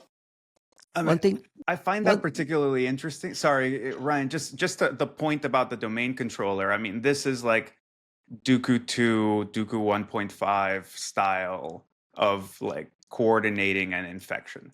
And I'll say, at least for the Dooku 1.5 one, like this is that kind of trampoline is precisely what we saw, where you suddenly go from like nothing. In that case, it was some kind of exploit that goes There you go. from nothing, yeah, to I from was not aware nothing of like to kernel to driver to stuff loaded into memory, right? yeah. Like, and so there's definitely like an MO here of how certain things are done. And I mean, it's beautifully sophisticated, but So the point is here. The point here is that something exists and something is about to happen. I'm not going to name this specific bank, obviously, but my assumption is that they will be, if not the next, some of the like cases if it's about to continue. And then we go to the Nobitex as well. Wait a second. Before you move on to Nobitex, I got a question. And we talked about all of these guys probably being pre-popped way in advance as part of this pre-positioning you discussed. On Twitter, you mentioned code breakers emerging, hacking into Sepah Bank, demanding $42 million in ransom. Yeah. Releasing chunks of records and so on. Yeah. And then, right, can you put that into context? Like, was there a real ransomware component here? What are we talking about there? So this is a very interesting case, and I can't wrap my head around it in any other explainable way other than what I'm gonna like try to explain. A couple of months ago, well, we go a little bit back. Like ransoming Iranian banks is not a new thing. Like last year, it also happened at another group. It's supposed to be like as it tried to hit the media. It was ransomware attacks. Sorry. Traditional ransomware we see here in the US. No. Like domestic, or let's say like Iranian groups or actors or activists or whatever. There has been another case of banks being compromised, their data being exfiltrated, and ransom being requested. So this is not the fact. The amount for that one, if I remember correctly, was the demand, I think, was 3 million, but 1.5 or something was, as it could be tracked on the chain, was met and paid. And the government tried to suppress the news about that. The rumors were that this was the central bank that was compromised, but in reality of it, as later it turned out, or I probably dropped it again online because nobody else was willing to or wanted to or could mention, it was another core banking software provider that was compromised, and through that they had access to a bunch of other banks, and the rest is public. Similar story, my assumption is that has happened here, and it is actually the case, at least about the code breakers. So a couple of months ago, a new group or new name or new puppet emerges as code breakers. No background, no context. When you say it emerges, it's a Telegram account. It's a new Telegram account, yeah, created fresh, and similar style of like the typical like groups of this kind that they demand for ransom stuff. Nevertheless, they popped the bank, or they claim so that they have popped the bank. They have extracted over 14 terabytes of data and 42 million customer records of the bank. And I confirmed this through some other channels that there has been an actual discussion before they dropped the news publicly in their Telegram channel. They tried to actually contact the bank and ask for ransom, but it was ignored for a reason that's very obvious, and I will explain. And then they go public, and they start announcing that, yeah, we dumped it. It's Sepah Bank. Oh, it's important. It's interesting. Why? For the same reason I just explained, that this bank bankrolls army, IRGC, military forces, and everything. So it contains, and it has all the interesting customers that any intelligence or any military operation outside of Iran would want to have their hand on those data. The price, $42 million. The math behind the price, they have 42 million customers. We're going to charge $1 per customer, therefore $42 million. That was their math, as they claimed. So I mean that's ridiculous. Operating costs, man. You know, yeah, just life costs. I mean, for Ferraris, you can manage that. It's $1. It's $1 per customer. It's I mean, if you want to buy 10 Ferraris, I guess that's, and you want to get it out of the typical waiting time, that's what it costs. But the interesting part was that it went on kind of the style that shadow brokers coined it, that they announced a super big unmeetable ransom demand that neither of sides could pay for it, neither the customer nor anyone who wants to buy this at black market. I don't think any sane agency would pay 40 million for this kind of data, because it will cost them a fraction of that for them to pop it themselves, and they probably have already, if lawyers in their department have not gone wild on them, or they could gather similar data from other sources. So the amount itself is not justifiable in any way. And then, okay, that's one part of it. The second part is they started kind of selling their ransom and selling their business by highlighting and expressing the value of the data set being the customers and being specifically IRGC commanders and being specifically those loved ones or those special ones in the government that get unconditional unlimited loans and credits, line of credits, and they haven't paid. So they started actually first advertising that this is why we're charging 42 million. And behold, in about a week or two after that, since there was no demand, no meeting their demand, they started publishing the very same valuable data for free as a demo. So not all of it, of course, but they released, I think, 10,000, like a list of 10,000, 2,000, something like that. I have the files. I don't remember the exact number, but they literally cherry picked all the interesting parts that you would pay for the entire data set to extract those specific bits. They gave it away for free. Yeah. They gave it away for free as a demo, which I think it tells something. And that's one point. And then we go to the third stage. They didn't get much response or traction, or they did so. Maybe that was part of the plan. They started something that I have not seen before. Maybe Juan and Costin are familiar with this, but they started on their Telegram channel offering people to create promotional videos that would motivate or coerce the bank to meet their demand. So they were saying, we're going to pay you $5,000, $10,000, $15,000 in Bitcoin or whatever. If you make a good video that we will redistribute and gets a good traction, then it will lead to causing questions and causing media traction, which would force the bank to meet our demand.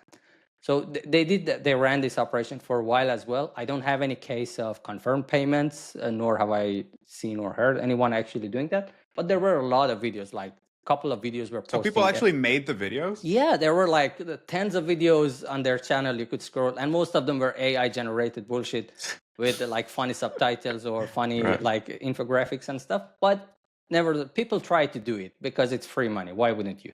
So yeah, that happened as well. And it continued until it didn't. 17th May was their last message publicly, at least. And suddenly I was actually looking for something else. Then I needed to go back to their Telegram channel to double check. And I noticed it's gone, What the heck? So I noticed that the channel is private. I was still able to download files from it. And but the channel, when you search for it, it gives you some Telegram error. I assumed it's some sort of restriction or some sort, someone made the group private. However, I was a member of that group through a random Telegram ID. So if it would have made private, I should still have been able to see. But nevertheless, the channel is, we could say it's gone, or they have made it private. And that's been the case for about 3 weeks. And funny thing is, sparrows show up, they hit the bank, and they also claim that they specifically targeted it because IRGC. And the very last data sets that this group released was also IRGC commanders. So why are you separating the two groups as Codebreaker and Predatory Sparrow? Why aren't they the same people? Because at the beginning, I wasn't sure. I'm still not sure. I'm still not saying they are the same group. And I don't think they are the same group. What I'm assuming is they were part of the same time frame planned for these things. Because the only two ways I could explain this is A, their ransom demand was not met, but someone on the black market had a deep enough pocket to convince them to buy the whole thing. And then they shut down the Telegram channel, they go dark. And then 3 weeks later, by coincidence, sparrows hit the very same bank and do this. That's one scenario. but it's not justifiable, or I mean, I cannot convince myself that that has been the case of Sparrows, for example, or that side of government has paid for it, because groups like Sparrows, a group that burns 90 million for fun, is not going to rely their operations based on some random anonymous group that popped over internet and is offering them access to a bank of this scale and data of this scale. Because what if it's a cover up? What if they just fail? What if they double sell it to another country? So this is not something that you would rely on your war planning. You want something that works like clockwork. When I press this button, 50 seconds later, this shit should happen. And if not, I'm going to answer my commander why this did not happen. So it's kind of, it doesn't make sense to me personally that this is how it happened. So the other explanation remains is that these two cases are somehow related for some odd reason, or it's an extremely interesting coincidence that they went dark for whatever reason, and then suddenly Sparrows happen to hit the same target. And again, in this case, this group Codebreaker, at least, and as far as I could technically confirm with a little bit of shred of details that I could start grabbing to and go for, I would not go into details because I think it's still live, or was until a few days ago, is that there is another core banking software provider called .in that they basically sold and developed the solution that this bank is using to run their entire operation and a couple of other banks. But that was the entry point for Codebreakers into the network. They posted a few screenshots that you could read out, basically make the connection with .in. And I think at some point they also indirectly mentioned it. I don't remember the exact words, but I got some initial tips. When I looked up, it was like basically putting A and B together and figuring out which company is that they, excuse me, One that thing they that have stands targeted. out, one thing that stands out to me through this all is how unreliable all this information is. Like, how are you guys realistically and pragmatically tracking all this stuff when there's so much bullshit on Twitter and X and Telegram? I'm trying to just kind of peripherally follow whatever is happening in this war. There's I have a so many fake war accounts with fake videos and fake this Yeah. and fake that. Help me understand how you guys get to the point where you can comfortably talk about you think this is happening and I'm making this supposition and this speculation in this world of just nonsense. Speaking for myself, I have a trust me bro meter. That to some degree you need to have some reliable ways of pulling things, and some of it, which I obviously like everyone or any other company doing this stuff, not all of it you'd want others to know how you're doing it. But for some of the stuff that I am tracking, it's a trust me bro kind of situation. For those who are close enough or reliable or trusted enough, they know the details. But for the public, for pretty much 90% of the circle in the private, it's a trust me bro situation for some of this stuff.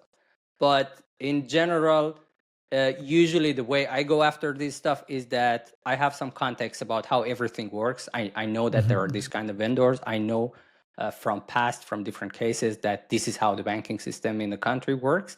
And then I hear a little bit of news and a little bit of details in some of these screenshots leaked intentionally or unintentionally. And then I take that and go and expand on it. And that's how I, for example, backtracked Labduchtagan, how exactly they pulled out that operation of attacking Visa terminals of this marine fleet of Iran. Like I went to the exact portal that was compromised, basically, based on one of the screenshots that was posted. So I tracked it. Okay, this is this specific like Visa terminal brand.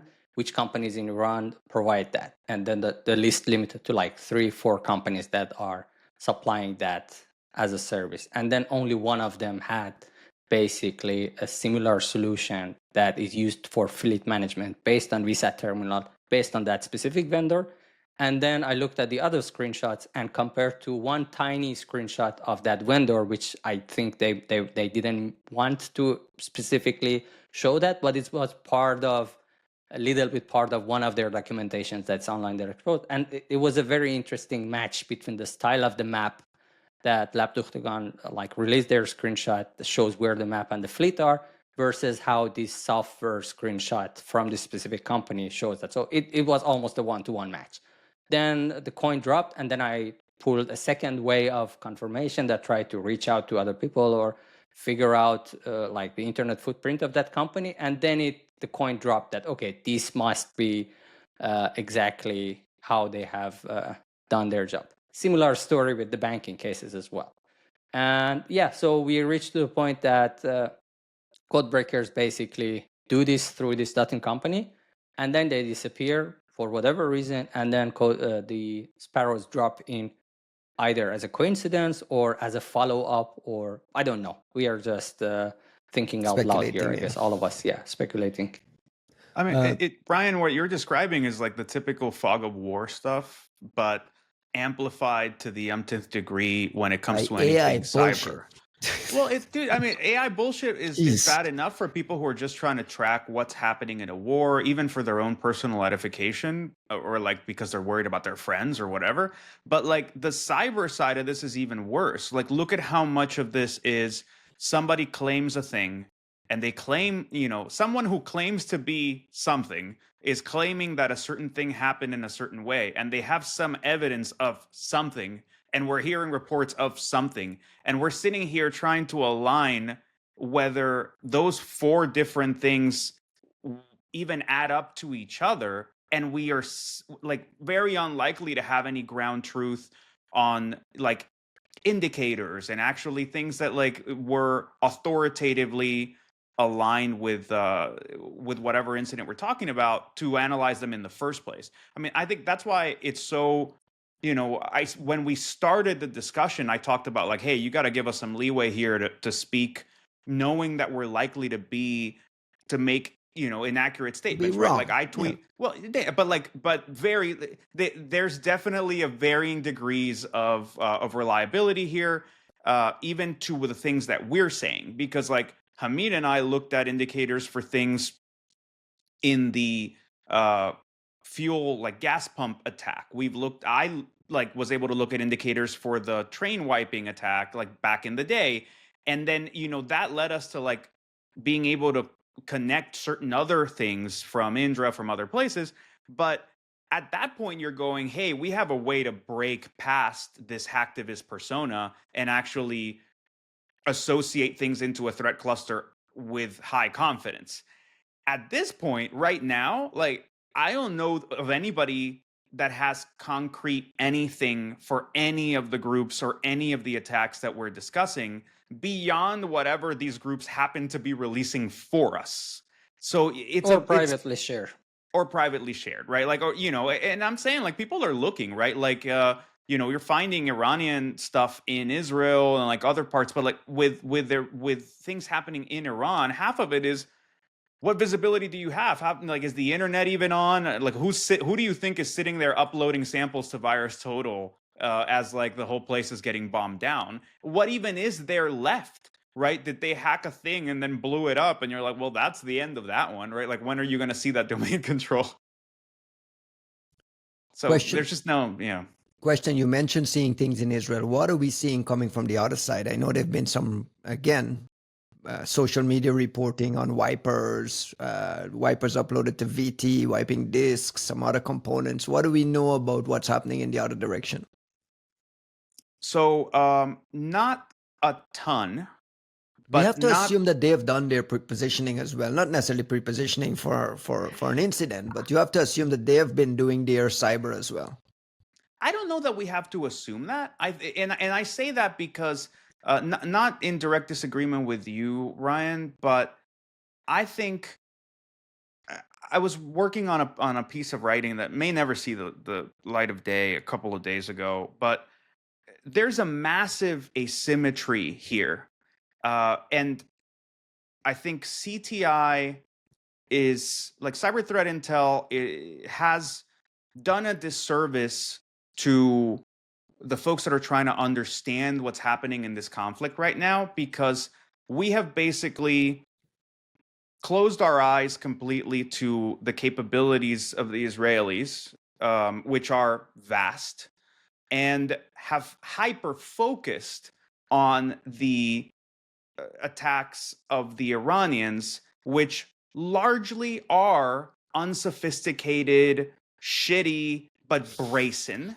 And we've been talking about them so much that now we can sit here and talk about this like volley of back and forth cyber war as if we're talking about two peers that are both equally capable, equally prepared, ready for this situation, ready for like the power to go out and still be able to run your ops, ready to lose contact with the IRGC commander that was the one managing you if you're out of country, but the dude just walked into a room with 20 other commanders and they all got blown up, right? Like there is a level of strategic planning and redundancy that goes into how Western aligned or more developed nations do their war stuff.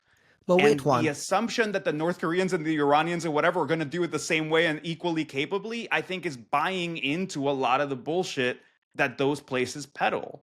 But wait a second, we try to go both ways on it. We call the Iranians and the North Koreans incompetent, but at the same time, our CISA is saying... I wouldn't call the North Koreans incompetent anymore. That's what I'm saying, but that's what I'm trying to get at. We have CISA and the U.S. government for years calling Iran top 4 axis of threat actors that are most prominent. They're in our water supplies and our municipal systems. They've been prepositioned here. Like that's the positioning that the U.S. government and threat intel has been telling us that they're big. The big bad Iranians are scary, and then on this side they're incompetent and useless. And it's like I don't understand where we are. I think I think you're pointing to exactly what I was trying to point out here, which is our focus and our messaging have been done intentionally to play within the rules and within the environment of this continuous day-to-day gray zone activity where I think what the U.S. government's trying to express and what other folks have been trying to express is there is a bellicose threat actor out there that if they get the opportunity to do some outlandish shit, will do it because we've seen it, right? Like, Ryan, remember that story? That's not what they're saying. They have the ability to do outlandish things. They're saying they're in our municipal water systems and they're capable of blowing it up whenever they want to. Well, so those people are like, they're speaking entirely from generalization and ignorance to try to lead other people who have jack shit control over this to get it, quote unquote, involved by taking the threat, quote unquote, seriously, that you, quote unquote, get money to the right places, who may then be able, perhaps, almost certainly not, to figure out sales attempts, I would say. Well, it's the government equivalent of PR and sales attempts, which is like public outcry for budgeting. And to be fair, those people have no fucking clue if the Iranians are in our water systems. But it's not all bluster. It's not like they've made it up whole cloth. It's just that if you ask me, I don't think of the Iranian APTs as this pinnacle of self-control where they're sitting on a bunch of accesses and a bunch of strategic places, and they have the self-control to not pull the trigger and say, well, this is not appropriate of things that our government will do at a time of peace to another nation, right? I say that because look at that fucking dam attack, right? Where they like attacked a system that controlled like some dam in the United States and they got the wrong one. Like they thought they were hitting like a giant dam and instead they hit some like bullshit tiny thing. But I think the point is they thought they were about to cause catastrophic damage inside of the United States by virtue of a system they got in, and they were willing to fuck with it. That is not strategic, that's not measured, that's not careful, that's not a threat actor that is clearly sitting there doing careful war planning going, oh, perfect, we've added another piece to the chess set and we're going to carefully lay it out, and the day these motherfuckers decide to mess with us, that's when we're finally going to use this. Like, that is not Iran, that is not Iranian APTs at all. Like, correct me if I'm wrong. I remember hearing they're not incompetent anymore, but they do dumb shit all the the time. I remember hearing you guys describe the North Koreans exactly this way. Exactly this way. Now they're just like ripping through all our organizations with their fake IT stuff. They're hijacking billions and billions of dollars, and you're just like, wait, these incompetent people with no internet are really Wait. capable of doing this thing? And I think you're making a good point that when we blind ourselves and when we lean too far into our assessments and prejudices, it's easy, as I did, to make a bad assessment of the capabilities of a threat actor, which is And it with feels the North very much the Koreans. same. That's how it's coming across to me. It's only I was wrong with the North Koreans because they changed. And in one area, they changed on the financial side of things. I think it would also be wrong to then assume that capability is equally being applied to critical infrastructure attacks and war prepositioning. Like, I think I would not be right to say that they're incapable, but it also would not be, wrong to say that they're incapable. We have not seen it. With the North Koreans, they were blundering idiots 5-8 years ago. They're no longer that when it comes to this type of attacks on the financial sector. They're showing amazing capability. With the Iranians, we have a track record. We see them all over the place. But what we see is a group of threat actors that remains not very capable, like not in any way impressive. What you have to account for is the unknown side of the house, where you go, okay, much as what happens with the Chinese menagerie of threat actors, we see them everywhere, and a lot of them are not very good. So it's easy to assume that means that the Chinese don't have capabilities, but that's not true. It's just the ones that are really, really good we're never seeing, and that's appropriate of China. But then we mirror that to Iran, and you go, sure, there's always the possibility that they have greater capabilities we just do not know about, but we've never seen it. We haven't seen the effects of it. And now I would point out they're getting completely demolished. They're at the fucking end of the rope. They're in the worst possible scenario where, like, people are expecting the leadership to flee to Moscow. And if you're not using your amazing capabilities today, when are you going to use them, right? So, like, I would suggest that at this point, unless we see some ridiculous something somewhere, I would say that no, they don't have the capability. They never actually developed the capability. And you have to consider between the sanctions and the fact that, like, it's not easy to align capable people to do this for you somewhere else. How would they have it? Like, look, I mean, Hamid, I don't want to use you as like a fucking mascot or a caricature here, but like, you're a very capable person. You could have, in theory, been part of some truly like amazing capability within Iran for the Iranian government or outside of Iran for the Iranian government. The assumption that no one in Iran is capable of doing any of this stuff is crazy to me. But my point is not that they're not capable. There's plenty of brilliant Iranian people within and without Iran, like outside of Iran. But the idea that you're going to convince those people with those skills to do this kind of bullshit on behalf of that regime is where you go, maybe if you're throwing insane levels of money at them or you're holding their families at gunpoint, but you don't really have many other levers at this point. So here's where I would clarify it for us. Yeah, here's I would start to deviate away and go a little bit higher altitude from where Juan is talking about stuff. And I think that's where pretty much that would be unfair. Most of the threat intel shops that I read their reports, at least their public reports, they are kind of blind to the big picture. And also either... I'm not sure or what's the nice, polite way to express it, but they are just not seeing what's coming or what has been happening beyond some malware samples and beyond some like TTPs that were captured and beyond some like reward for justice advertisements by the US government. And that's exactly a big point that they should be looking at, but for some reason, it's being missed. And that goes to the point where you highlighted rightly about the North Koreans. They were where Iranians were a couple of years ago, or almost right now, to a point that they were not anymore. And something changed that. And either it was the financial side of things and motivations because the government needed money, so they sent them stealing money, or they realized that this is a new way to do things by sending like IT workers and whatnot, that this is the hot topic right now in the CTI world and everyone is talking about. So they took a new course and it's been pretty fruitful, to be honest, for them. Same has been happening on the Iranian side as well, but somehow everyone is still talking about the Moses of staff of 10 years ago, about a bunch of kittens running around and doing damage or having no impulse control when they gain access, as Juan was mentioned. Those are all right points.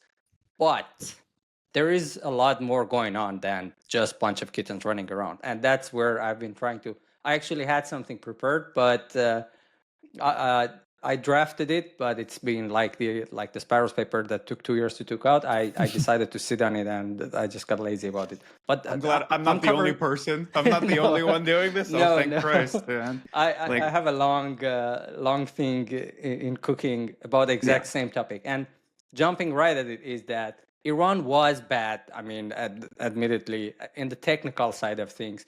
And the only times that we witness something remarkable happens, it's not on the technical side. It's remarkable because they are combining some other domain, some other factor, some other trick up their sleeve with some not so complicated, not so technically difficult implementation of the cyber world. Namely, interesting phishing ways of pulling off phishing attacks, like hiring someone to go plug into some Israeli government person at their home, like literally textbook evil-made kind of attack that they literally did that to, I don't remember the name of the target person, but that has been the case. So these are the cases that make it to the news, or they do some, I don't know, they like, technically it's not super advanced, but it worked so well, the case of forging digital certificates and SSL certificates by hacking like third party or like intermediate like certificate providers. The technical side was not crazy or super difficult. It was a SQL injection and whatnot that continue gain access. They basically issued the certificate. What was remarkable was that no one thought that it would be this stupid and this simple and this easy to hack a certificate authority, but it was. Go back then to Iran spying on US-Iraq war. Everyone assumed that, oh, it's an American-made spy drone made by Central Intelligence Agency, therefore it must be super secure. While in reality, it was streaming clear text video footage over a VSAT channel that with a $50 DVB-S card, you could tune into it and watch Sandcom video fiddling live on your Pentium computer without anything. So there's NSA docs showing that they too were tapping those feeds. So it's kind of hilarious. Like we discussed it in our fourth party collection talk, Costin and I in Virus Bulletin in Spain. Yeah, and I mentioned this. Sorry for interrupting, Juan. To go to this point that things have changed, and Iranians have also changed their course of action. It's still not in the harvesting season yet. It's been in the cooking for a couple of years, right? And it started by noticing a couple of like more organized and more like hipsterish, I call it. I'm not sure what the other way I would do. A hipsterish way of training offensive capabilities and training offensive skills to individuals in forms of like well-organized training institute and course material and by people who have actual proper expertise. Right. And what's been missing, and I try to bring this discussion towards, is the subjects, the type of context, the level and the technical details that are being taught or being taught before and now are being practiced. That's going to change the course that we will be seeing in a couple of years. And we have already actually started seeing. Like last year, I think that was the first time I saw some like kernel module for Windows that one of these Iranian groups developed that was something decently implemented. Right. If you're like talking about implementation of an implant that runs on like kernel modern Windows, that was the very first time that I read a technical analysis paper of a malware that is made in Iran, and I didn't make fun of it. That was literally the first time. Right. I was impressed in a good way, and that shows because how did they go to this point? Because for 2-3 years there has been red teaming trainings in process by private sector or inside their organizations. Whoever is doing that was focused on exactly same topic. And what else is cooking? If you look at it, there is a lot of interest and a lot of training in a couple of different subjects, like code review. Like I shot about it on the Iranian committee because I try to drag people away from joining the shady side of the government and do something meaningful and good with their time. Or if they want to do bug bounty, do it in a nice, decent way, not like parroting, reusing tools and stuff. So I'm trying to advocate people learning how to do code audit and do security assessment. This is the right way to find bugs if you want to do it, or fuzzing for what that matter. But that has been also something that has been under focus of these kind of trainings, or let's say I'm not sure if it's right, government side of offensive things.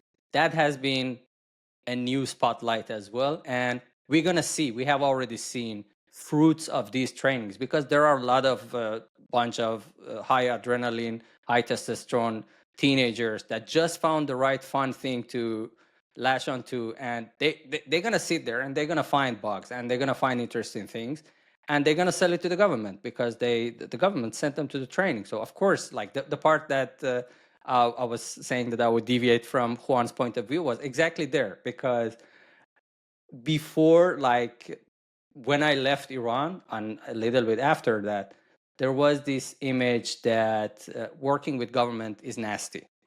Unlike the image that you see in most of the world, that people take pride in working with CIA, people take pride in working for NSA. They boast about being an ex-NSA, and they run a company that's based on that credit and based on that experience. Not so much in Iran. People try to hide it. People know that if they express it openly, that this is why they are where they are and do what they do, A, their employer is not going to be happy about them. B, people are not going to be happy about them, because the image of being affiliated with the government nowadays is not a nice thing. That's on the civilian side of things. On the other hand, there is this interesting aspect of all of these sanctions and all of these name and shame things that the US government is doing against Iranian hackers, is like putting their names up there as the FBI most wanted list. You are literally fucking boosting up their credit and their fees and their operation payment levels by multiple degrees, by every single dose of it. Like I know for a fact, and I have like evidence. I wish I could post some of these somewhere at some point without having someone getting killed. But there are literally cases that people got promoted after having their names ended up on those sites, and they have been assigned like $1 million level budget to go on their own, establish their own team, having their own thing, and just remain friendly with MOIS. So this is the effect of what US thinks is a deterrence. So that's working kind of in an opposite way. It works as a deterrence as well, but not against the people that US thinks it should work. Like those who are engaged, they are engaged, and they're happy that they are engaged. It's kind of scaring newbies and new people that are just joining the scene, and they're picking which side should I go, what options do I have, which is another subject. Target. Given the sorry, Hamid, just to before Ryan kind of like cuts us over, I want to get Costin to jump in and talk a little bit about the because I know once you get a wipe posted on VT, he's going to be downloading and doing his Yarrow. He's already analyzed it. It's like I'm just 40 trying to kilobytes. get Like there's no way he hasn't already like run through it. In the time we were talking our bullshit, Costin already analyzed it. There's a Yarrow rule. It's been tested. There's other samples. There's attribution. It's done. You think very low of me. Very much- low. I wrote that Yara yesterday. There we go. How much of what we're Um, starting to see now around wiper activity coming the other direction is credible? That's just a high level no, question. wait, but before you go that route, because Costin's got actual like things to talk about that matter. But like, I just want to point something out on the trajectory that we were just describing, and on the skepticism that you're bringing into it, Ryan. But also the ephemerality of everything Hamid and I are discussing right now, because all of it can be true or false or right or wrong, and we could have a good assessment or bad assessment, but all of it was like whatever that could have been, that reality is until last week. Now we can't speak to whether the ultra elite unit we had never heard of is under a pile of rubble in a building somewhere. We don't know if the ultra elite unit that is in Europe that was supposed to do whatever has not heard from anybody because the only 4 people who knew to handle them in the MOIS are under a pile of rubble somewhere. Like the difficult part about this is there's capability building, there's capacity building, there's the intent, then there's also just the logistics of this shit. Like the servers were all in a place in a cloud data center somewhere that just got fucking turned to ash.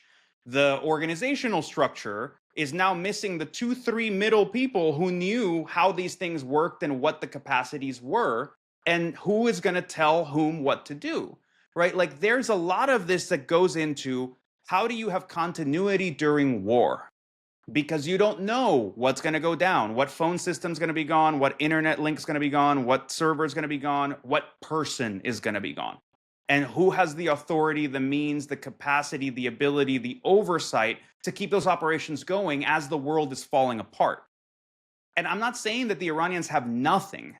There's a lot of force projection through third-party proxies. There's always been like using Hezbollah operatives in other countries to strike back in other ways. I'm not saying the Iranians have nothing. But when it comes to cyber, I don't think we didn't get to see those capabilities fully mature. And right now, they're getting absolutely annihilated. And we have what we're seeing are things like this wiper that don't look that impressive at face value. I'll let Costin speak to it, but it reminds me of the kind of bullshit we saw during like after October 7th hitting Israel, where it was like some shitty group that is sort of parroting the line of Hamas is taking credit for running some half-assed op with some shitty component in Israel. And the only ones that are giving them props and credit are the CTI industry, because we're like, oh, thank God, we can openly talk about this thing that's happening related to this topic that everybody wants to cover as news. And we're the ones turning a fucking like molehill this big into a mountain that we're now trying to compare to one of the greatest cyber powers ever going full bore on another country. Costin, how terrible are these wipers? You know what? I've been trying to remember for almost the entire show the name of the painting that Juan has in the back, and now I just remembered it. And I have to say, is it Kronos eating its children or It's Saturn? Saturn, yeah. Saturn. It's a family portrait. Oh, but like before the wipers, I really wanted to ask Hamid 2 questions, which I like. They're fascinating me. The first one was, how good is the language of Predatory Sparrow? So when they post all these messages, I mean, after a while, you read them, and the most interesting thing with all these different groups over the years has been that they post both Farsi and English messages, and if their like direct target is the Iranian people, I don't understand why they post the English ones, and I think they do that for PR purposes. Funny you ask. I'm telling you, man. The more that you read those English messages, the more you kind of get into the mind of who is writing them, and you start to see patterns and start to get the idea that, you know, it's the same people or same group that is writing or translating those messages from English to Farsi or Farsi to English. So the question was, how good is their Farsi? And I'll just say one thing. For instance, in Romanian, nobody writes perfect Romanian. The moment they start writing perfect Romanian, using letters like sh, c, nobody red does flag. that in practice. So the You're like, this perfect is not a Romanian fucking Romanian. is fake. The perfect Romanian is fake. Like normal people would write a bit broken Romanian. So how perfect is the language in those So- predatory sparrow messages? This is one of those like secret sauces that Ryan was asking. How do you detect or how do you catch up with this? Like how good their Farsi is literally was one of the vectors that I was marking people groups that are claiming to be Iranians and post this stuff. That was how I was like not the only thing or not exactly my basis, but that was a big easy 5 minutes down investigation giveaway. And that I think I complained so much publicly about most of these that they fixed it. So You're doing So- QA for Predatory Yeah, Sparrow. literally. Like, lab Duftagon here. Exactly, like that specific case. So they had bad Farsi, so it's obvious that they're native speakers. And at some point, you start to see if you go way back, and that's another thing I was mentioning that it's the benefit of watching these groups over a span of years, not just past year or past incidents, is that you start to notice things change. And language and the quality of the native language that they're targeting that they speak is exactly one of them. I believe at this point, almost all of these groups have hired native speakers to do the translation or do the talk. And fuck it, I'm just going to say it public. So one of these groups, I'm just going to not name the group. Prepare the foghorn here, like just to save his own life. Or like, meh. No, I mean, it's not too much. But one of these groups was also Tell us. was pretending to be like it was the opposite case of this. Obviously, like they were trying to present. I'm not gonna give language names and whatnot. It will kind of expose them, but they were trying to present their nationality something other than what actually is. And I did a long game with them, long as in the sense that I gave them feedback about how they are posting and releasing and doxing their stuff, which is targeting Iranians. And I thought, okay, it's gone. And I watched exactly those comments being applied and showed up online in a different persona's publications about the doxing. I said, someone listened. And I was also doing something else, like in parallel with the same actor group, was that they were claiming from being from a different region that they claimed to be. They were claiming to be Iranians, but I dragged them over a separate messaging than the original one we were talking to, and that messaging platform had a little bit of bug, or maybe still does. I don't know. Fuck it. It would reveal your time zone in certain conditions, the actual time zone of the machine. So they were a little bit sloppy on that part as well. I'm not sure they didn't use VPN or whatever. So a couple of different conversations, different times of the day, showed a specific or very close to a specific time zone other than what they were claiming to be. And those two together was kind of telling for me that, okay, now I know what I'm actually talking about. They are not who they think they are. They are where I assume or where I found out they are. And they actually listen to QAs and feedbacks. So Yeah. going back to the language part, yeah, they have improved their like Farsi speaking translators, or they have hired native things.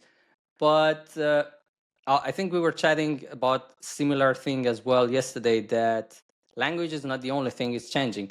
The way they do things, the way they express themselves, the way they do the operations as well.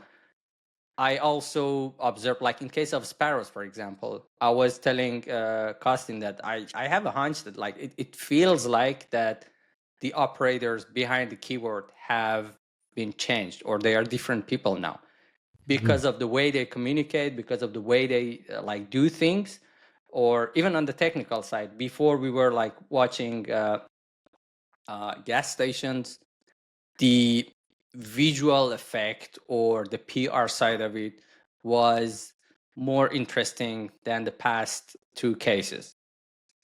previous. It could be also the fact that we are in the middle of the war, so they don't have time for doing these things as fancy as they wanted to. But it's noticeable if you look at if you have kind of been living with them long enough, you would notice that they have a certain taste and style of demoing what they have achieved and they have done, and you don't observe that in their last two works. It's just three like internal documents about Sepah Bank that they posted after downing an entire bank and with like 42 million customers. That's it. That's all you're gonna post online and show, and like no message, not no like show or no like video or something like that that they used to do. Okay, and then they move to Nobitex. It's a little bit more interesting on the Nobitex because you can watch it on the blockchain live. If it wasn't for blockchain and if we didn't have those like blockchain addresses, I think we were also left to hang dry without anything to prove that other than people having their account zeroed. So in both cases, we have very minimal demonstration, which was also part of, I assume, their compliance list that we were observing before, like putting messages on display of pin pad devices for payment, putting it on billboards on highways in Iran, or putting on train stations displays. None of that happened in this case. Like they could have, for example, if they had, which they did have access that level to a bank, they could have easily put their custom image on ATM screens, for example. That's like typical, like easy thing to do if you have that level of access to a banking system. It's a command and configuration to push. If they had access to take it down, they probably had access to do that as well. That could have been a really interesting show, for example. They didn't have time for it, or they didn't do it for some reason.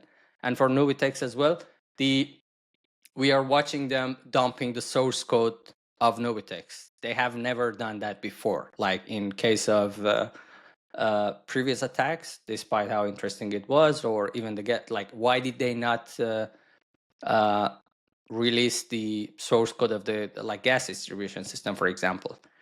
I'm questioning my own assumption here because they might have done it, but not in a way that most people expect. And if Juan, remember what we were thinking at the beginning, were like mistakenly uploaded to VirusTotal forensics images of those systems, could have been actually memory dumps or samples of live systems obtained by the attacker, pushed as mistakes submitted online. So that could have been their previous way of publishing internal documents and details of their target. So now with Nobitex, we are watching like source codes being literal source code being released and all the API keys and tokens and whatnot.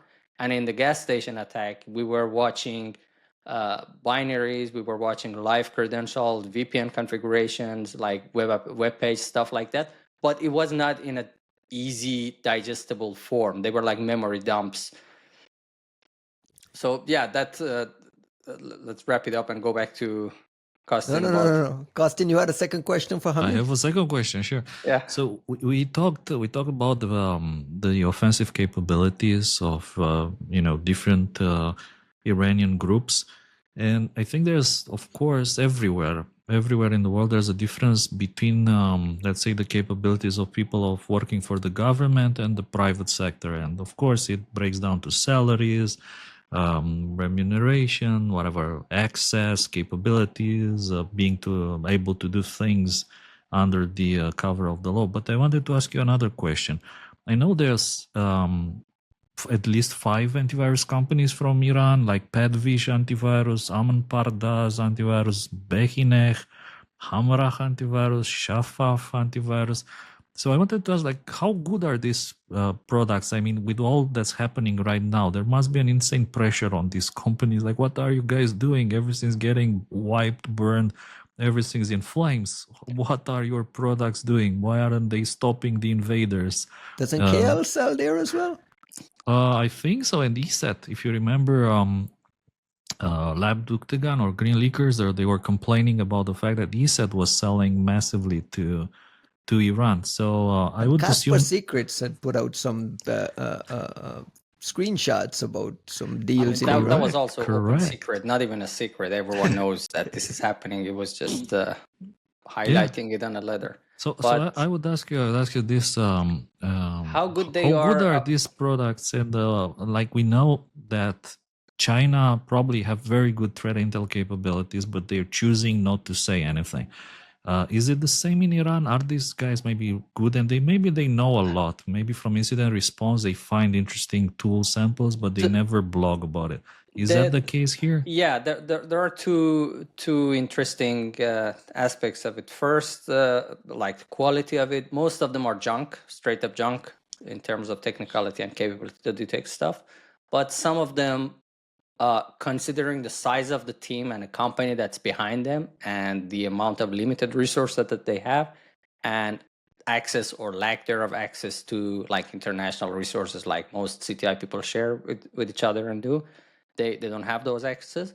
Considering all of those, they are not bad for an antivirus or an EDR that would work in day-to-day typical situations.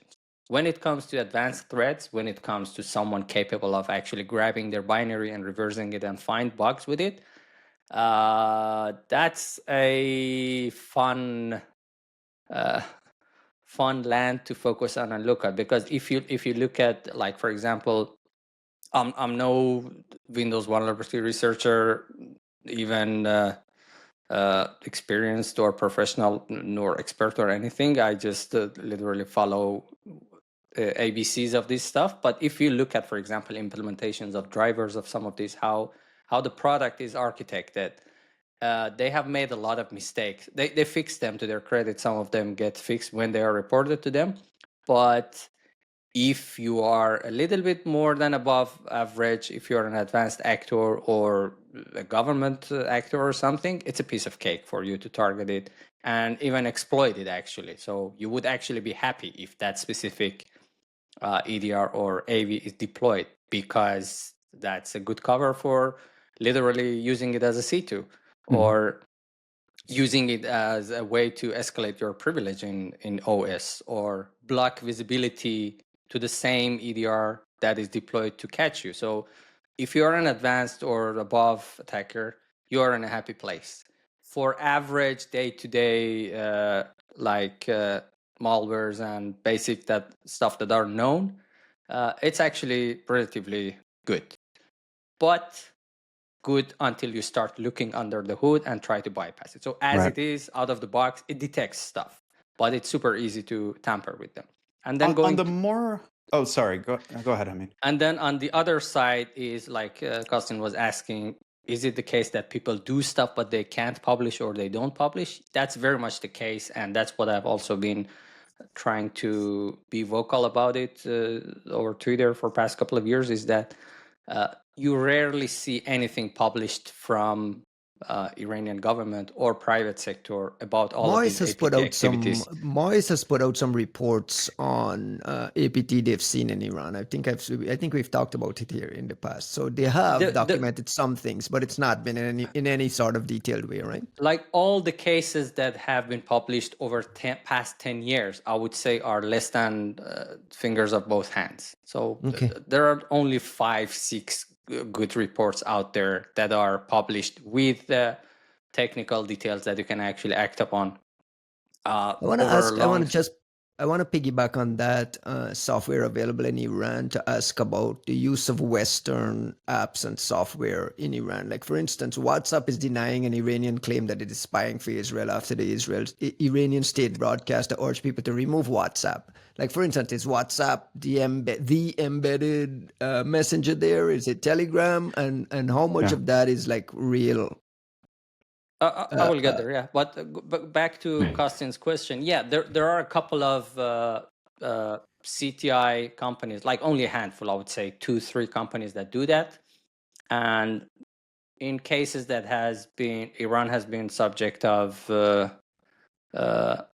like attacks, they have done their forensics work. Like some of the stuff I have seen I was not supposed to So obviously see, but they have done their work to the degree that they were capable of. I was going to bring But that up, Hamid. Sorry, like just because you're now that you're going to the threat intel side, something you and I talked about a lot was like the ILO bleed report from I yeah, want to say that was from Amin Pardas, where like same that was company one of that makes Podvish antivirus. Yeah. right. So like that was a really interesting analysis. That's a sample that I've been like after for forever, right? Just because it was such a fascinating attack, right? You had the they'd sort of burrowed into this data center for a cloud and like wiped their stuff, and then every time the cloud was trying to like bring their servers back, they would wipe it again and wipe it again. So like like you clear threat actor didn't give a fuck that they would figure out that they were in the systems and that they were burrowed way deeper into those systems than just whatever was like a random wiper. But the analysis was actually good. And something that I was talking to you about was like, to what extent does it look like that report was written in-house and in Iran or by the Iranian folks versus like they farmed this out to someone in France who produced like the actual analysis, and then they kind of package it into their own sort of marketing, right? That's a very interesting thing you mentioned, and that is commonly the case, but not always. It used to be more common for the Iranian government and intelligence services to reach out to East European like antivirus companies and similar shops to get help for advanced cases, like from Stuxnet and whatnot. There has been a bunch of cases, even to the recent cases, like for the gas station and things. I know that they have reached out to a bunch of companies, but they get turned down. So that is actually the case in some cases. With this particular one, I'm not sure, I'm not aware of. But on the other side, there are a couple of good works and interesting works that I know that people have actually done their job, but the government is extremely crazy about not allowing that company to go public whatsoever, talking about it anywhere with the result of the work. And my theory is that this is happening because they try to piggyback on what bit them and what attacked them, to kind of like the situation with Aramco, that they got some like attacks on the Iranian side. They modified the very same malware and slinged it back to Saudi Arabia and caused a mess. So my theory is that when we are not hearing back about some advanced attacks that they say they happen, but they keep the details and samples, is most likely because they are trying to study it and use it in their own tool chain. And I think Chinese are pretty good at it, and we have seen a bunch of cases that happen. I wouldn't be surprised if the Iranians would do the same. The second thing is about the quality of jobs is like Iranian government, by their nature, they are very much against openly sharing information. Like AFTA, for example, which is the CISA equivalent. Like if you look at their like reports and samples, it's just a joke. And like the very last case that me and Costin were discussing, they literally like took commercial Kaspersky Yara rules and modified the author's title part of it and published it as their own work. Or they wait until some like European or American shop captures something, detects something, then they take that report, they analyze it and present it as their own work. This is the kind of work that they're at least publishing. But in some other cases, I have also seen the interesting side of it. For example, again, not so much known or discussed publicly before, but is the case that one of the telecoms was compromised a couple of years ago. They noticed, they remained silent about it. They were watching the actor, which would have been, I assume, a government, watching them being watched. So it was it was like a mirror reflection, people watching each other. So they were able to detect them one way or another, and they were advanced enough to be able to kind of do it cleanly with not giving it away. Or it just could have been a sloppy APT landing in a telecom and doing their thing without being too much careful about who is watching their queries. But that's to sum it up, to say that there are good shops, there are capable people, there are the knowledge exists. it's that mostly it's either suppressed by the government or is deterred by the government, in the sense that people are capable of doing good things, but they don't want to work with the government. And I know a dozen super skilled reverse engineers, if they would have presented their works now in Europe, those people, what they did 10 years ago, it would have been headlines of, "Whoa, what a fantastic feat you have pulled off." And they did it as a weekend project for a hobby forum Right. that nobody gives a shit about. So the knowledge exists, and some of those people have steered away from cybersecurity for a good reason of like staying for their sanity and staying out of the trouble.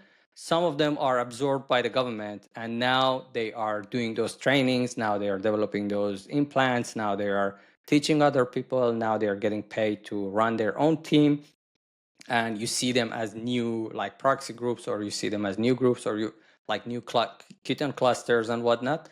So, and that back again to this thing that I mentioned before, that people are not like CTI is not really paying attention to, is that some of these new clusters are those students of 3, 4, 5 years ago that are now experienced and matured enough to run their own business, to run their own operation, and they are spinning up. And this is going to exponentially grow because they have done a lot of investment and they have dedicated a lot of efforts of creating this like fancy training shops. For example, Robin Academy, which was sanctioned, and they were saying, "Oh, we were not doing anything. We were good guys." And you go like 2, 3 levels deep the chain of who those people are. You either end up on an IRGC front company that was literally defacing Iranian websites and like European or American websites for dirt cheap money, or you end up in actual binary samples were caught in wild not so long ago. And that says another point that I was mentioning that people are not paying attention, is that a lot of these trainings that are happening right now are things that you can already, or you will be finding its patterns in newer generations of malware's coupling. Like today you see that training session related to red teaming or blah, blah, is talking about this technique of process injection. And there are samples, there's certain way, like every hacker or every like expert or whatever, they have their own signature of way of doing things, whether it's reflected into the code, thinking behind the tooling, designing the tooling, the way the modules talk to each other. Everyone has their own style and implementation and choices for technology and way of doing things. And if you put it back together, it becomes a signature.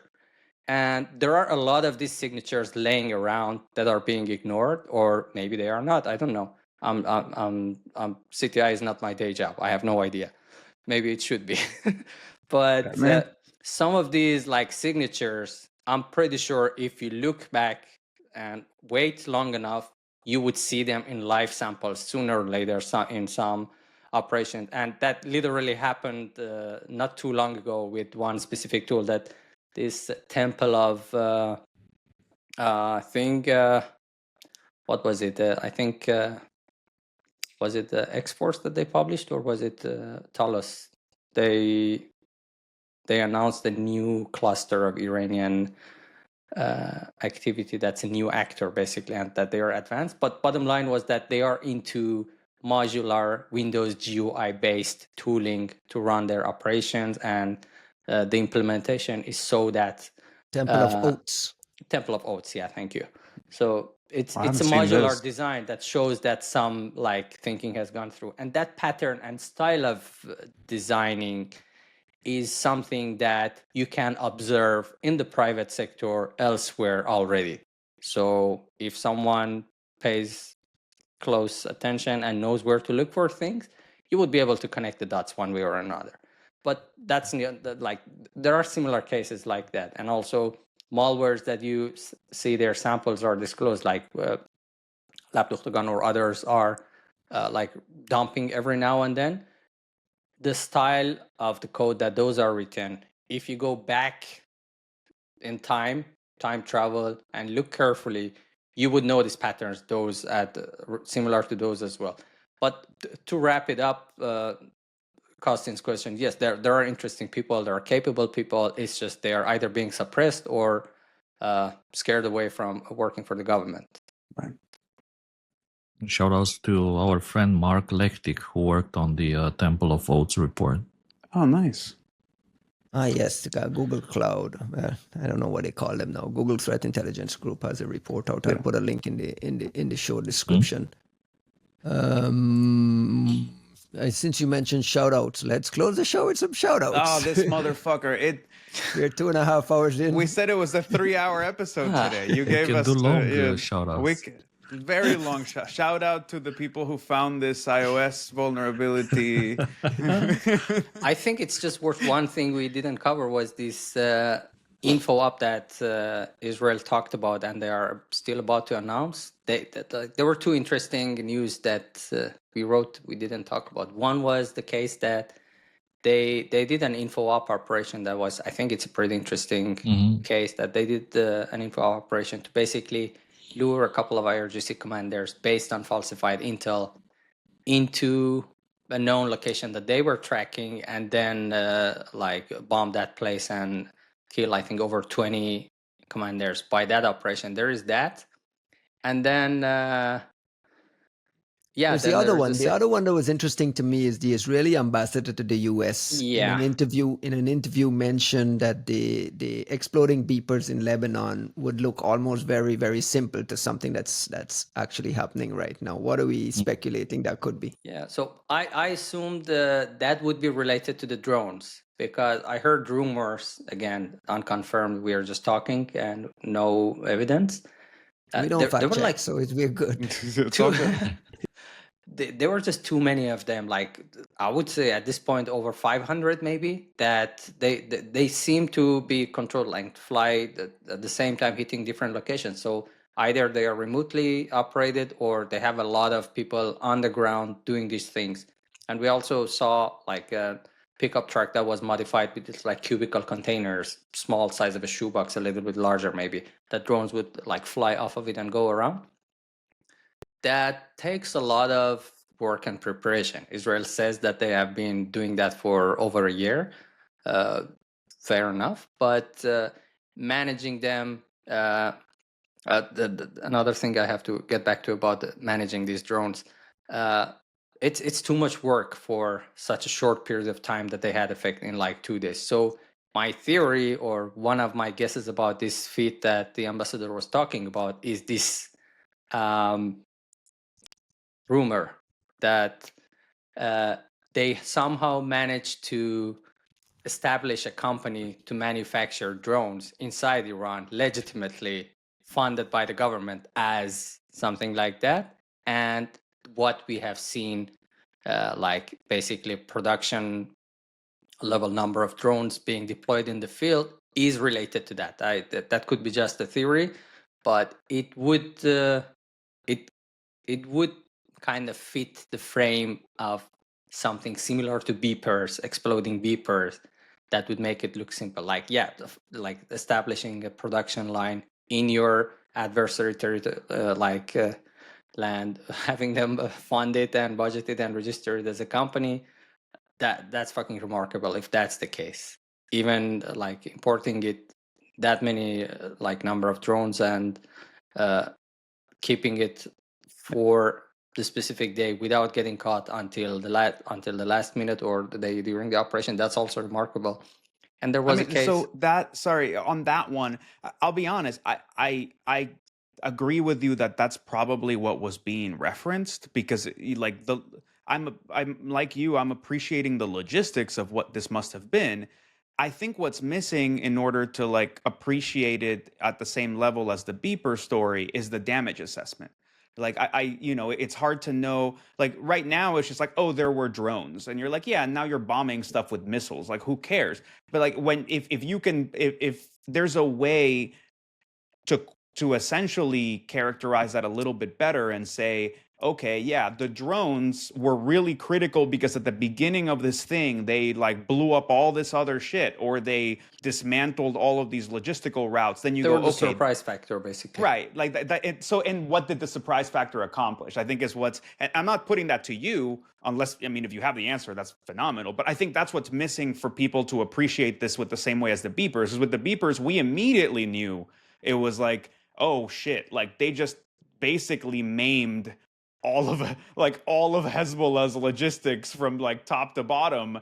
They've just dismantled this whole capability. With the drones, you just don't, like, what were they used for, right? Like, cool, yeah, you got these all in country, you did something insanely like logistically complicated. What did you accomplish with those drones in order for us to say, okay, this was a coup of sizable proportion, the same way that you would have with the beepers? Yeah. And by the way, another article which came out today is this Operation Narnia, about how Iran's nuclear scientists reported they were killed using a special weapon, whatever that special weapon. So maybe it could also refer to this new special weapon that was used to take out. Yeah, they hit like 9 out of 10 scientists. That was their target. They were hit simultaneously, but not at the same place. They were at different locations. But the story basically says that it was done time-wise simultaneously because they wouldn't have the chance to notify others or something like that. But they were all sleeping at their apartments, as the story claims. So that's also interesting. Were they like blown up, or did they just like start didn't frothing at the detail mouth anything, and die? and one of them apparently was missed, but he was shortly after targeted and eliminated with other means, apparently. Under the premise that you can replace generals pretty easily, but nuclear scientists take decades to train. Yeah. And the other thing I found interesting and a little bit out of the frame that they put it on was they discovered one of these hidden secret houses that they manufacture drones, like these explosive drones, not the quadcopter ones, the ones with wings and stuff, supposedly. That I think, I mean, the odd aspect of it was that size of these drones and the numbers that they were used, to me, doesn't look like something that you would manufacture 100 of them at a hidden house without getting caught. And they were like tiny drones, like winglets of each of them is like half a meter composite. Yeah, I was like, where do you even get them to launch? Like, I was actually wondering, like, where's the runway for them to move, right? Like, you know, that's a different thing. But getting these out of that, like, safe house is also one thing. And the other part, which I looked like in the video that the Iranian TV showed, there was like very distinct RC controller on the table that kind of stood out to me. I was like, okay, they must have been using something pretty advanced, because Iranians naturally would jam frequency 2.4, 2.5 that these drones typically use. They would be jamming them, and of course they have anti-jamming basic ones, off-the-shelf ones. They would have anti-jamming capabilities as well, which they do.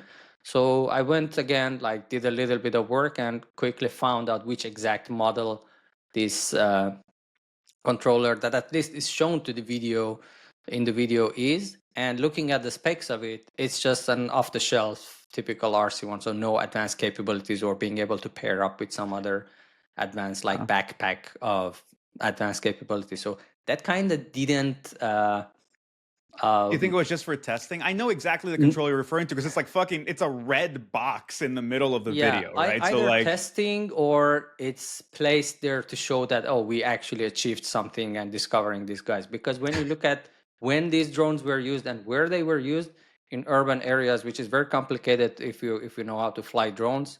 Quadcopters are easy, but if like it's a wing, it's not that easy.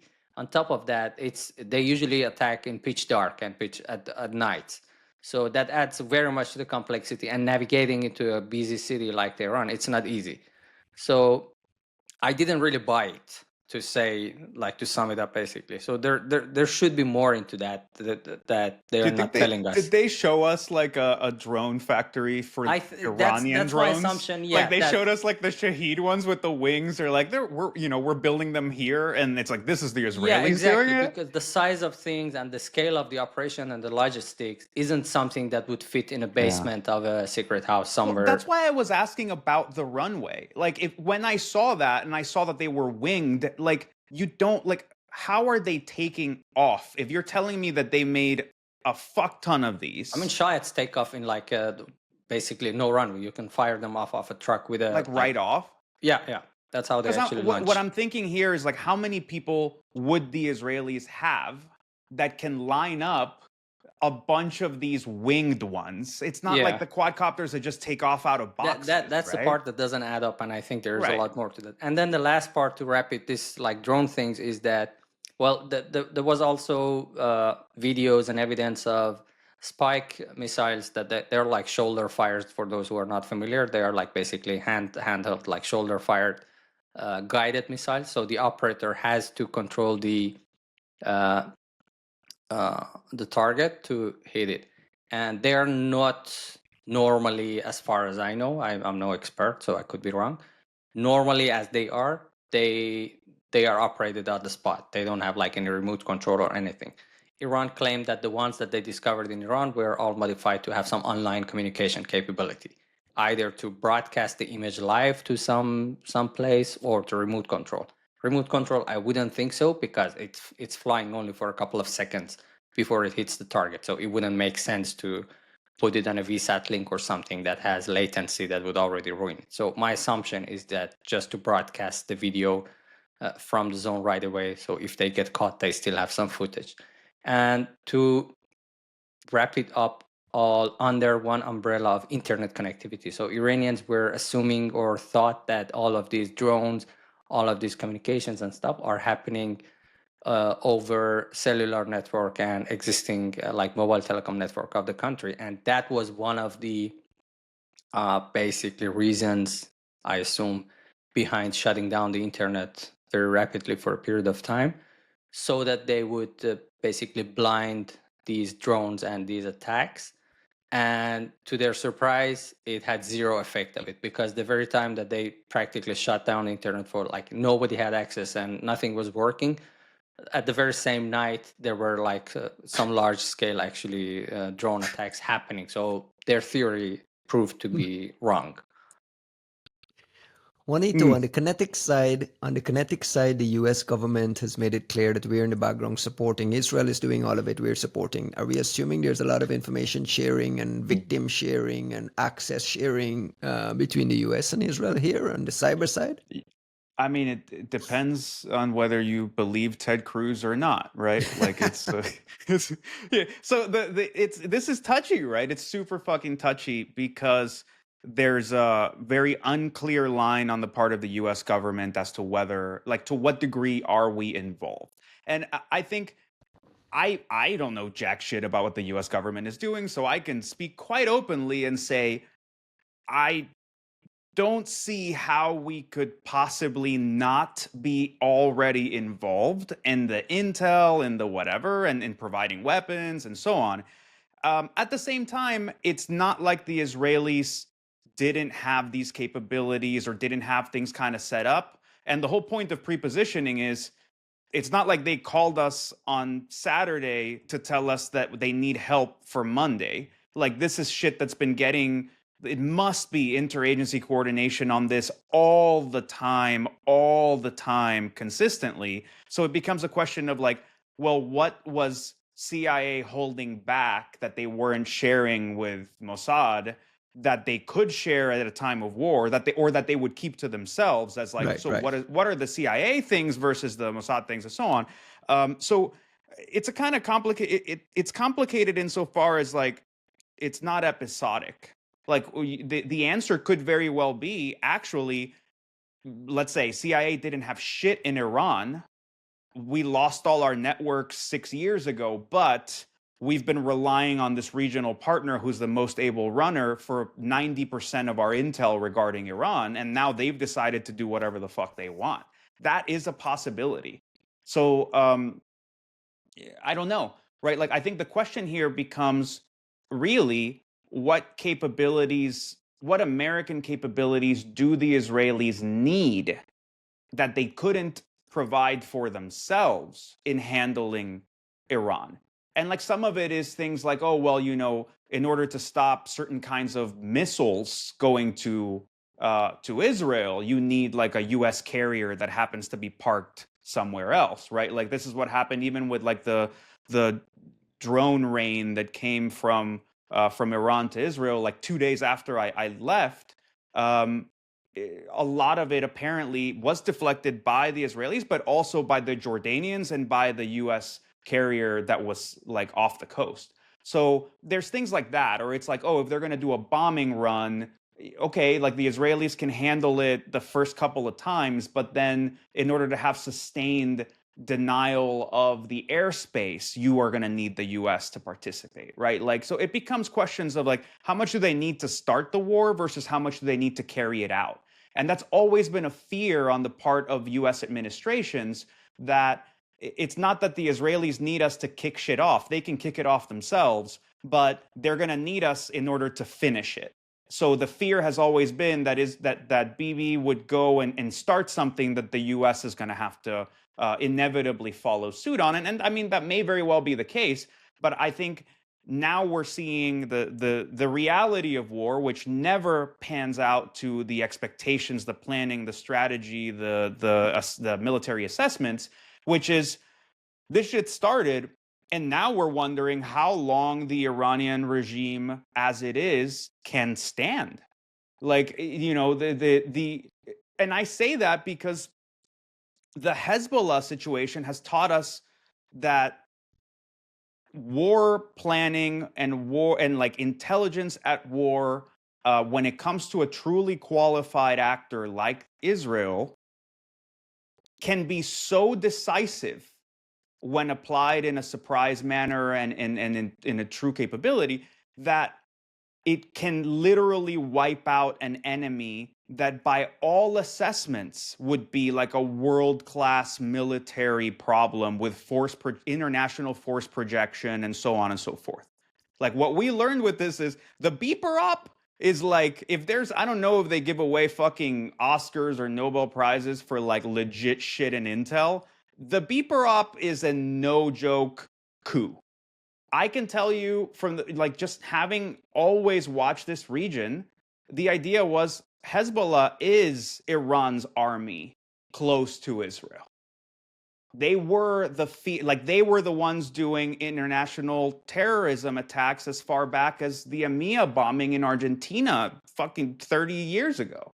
So like it wasn't just some bullshit faction the way that like Hamas is like some dug-in tick that happens to be nearby and is problematic. And frankly, that's where you see that the assessments were bad. They assumed Hamas could never do something like October 7th, and it shows, right? They didn't take them seriously enough to know how to handle them well under the circumstances. But they took Hezbollah seriously and they dismantled the motherfuckers in a matter of like, you know, the execution was like in a week. And now we're watching what's happening in Iran, which frankly was always Iran's fear. This is why Iran supposedly wanted the bomb. They saw the US go into Iraq during Desert Storm and dismantle what was like the largest army in the region in 6 days.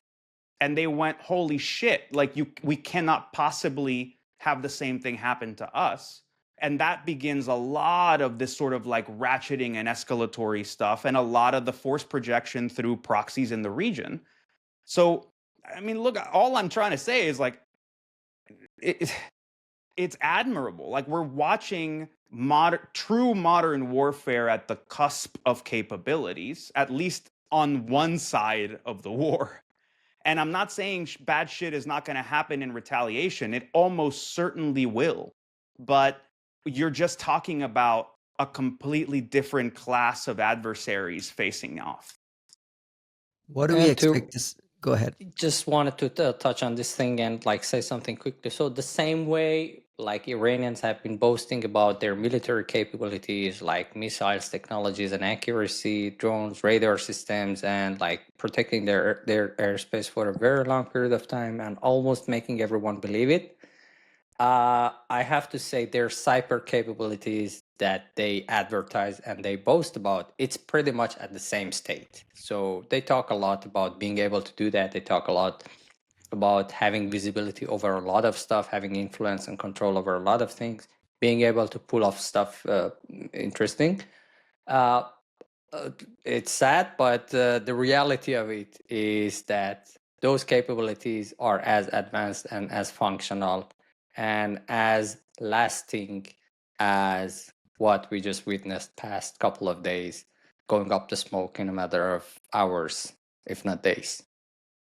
Are we likely to see more cyber things making big news? You think we've seen? You think what we've talking about here with the banks and stuff is just the beginning I'm of small almost stuff? certainly sure, yeah, because the Iranians are not going to stop, and Israelis are not going to stop either, and we have already seen a bunch of cases on both sides that have effects. Like, for example, the live satellite broadcast of national TV was hijacked again, and broadcasted a message that invites people to protest. That one was not affiliated for like Sparrows or anything. And it interestingly had the same logo of the Israelis' military operation style of this lion rising something. So that was interesting. But also there is it's done by this group, We Red Devils or something like that. They claim the credit for pulling off the attack. So we are watching things happen from different angles, but not all of them are like Sparrow's level.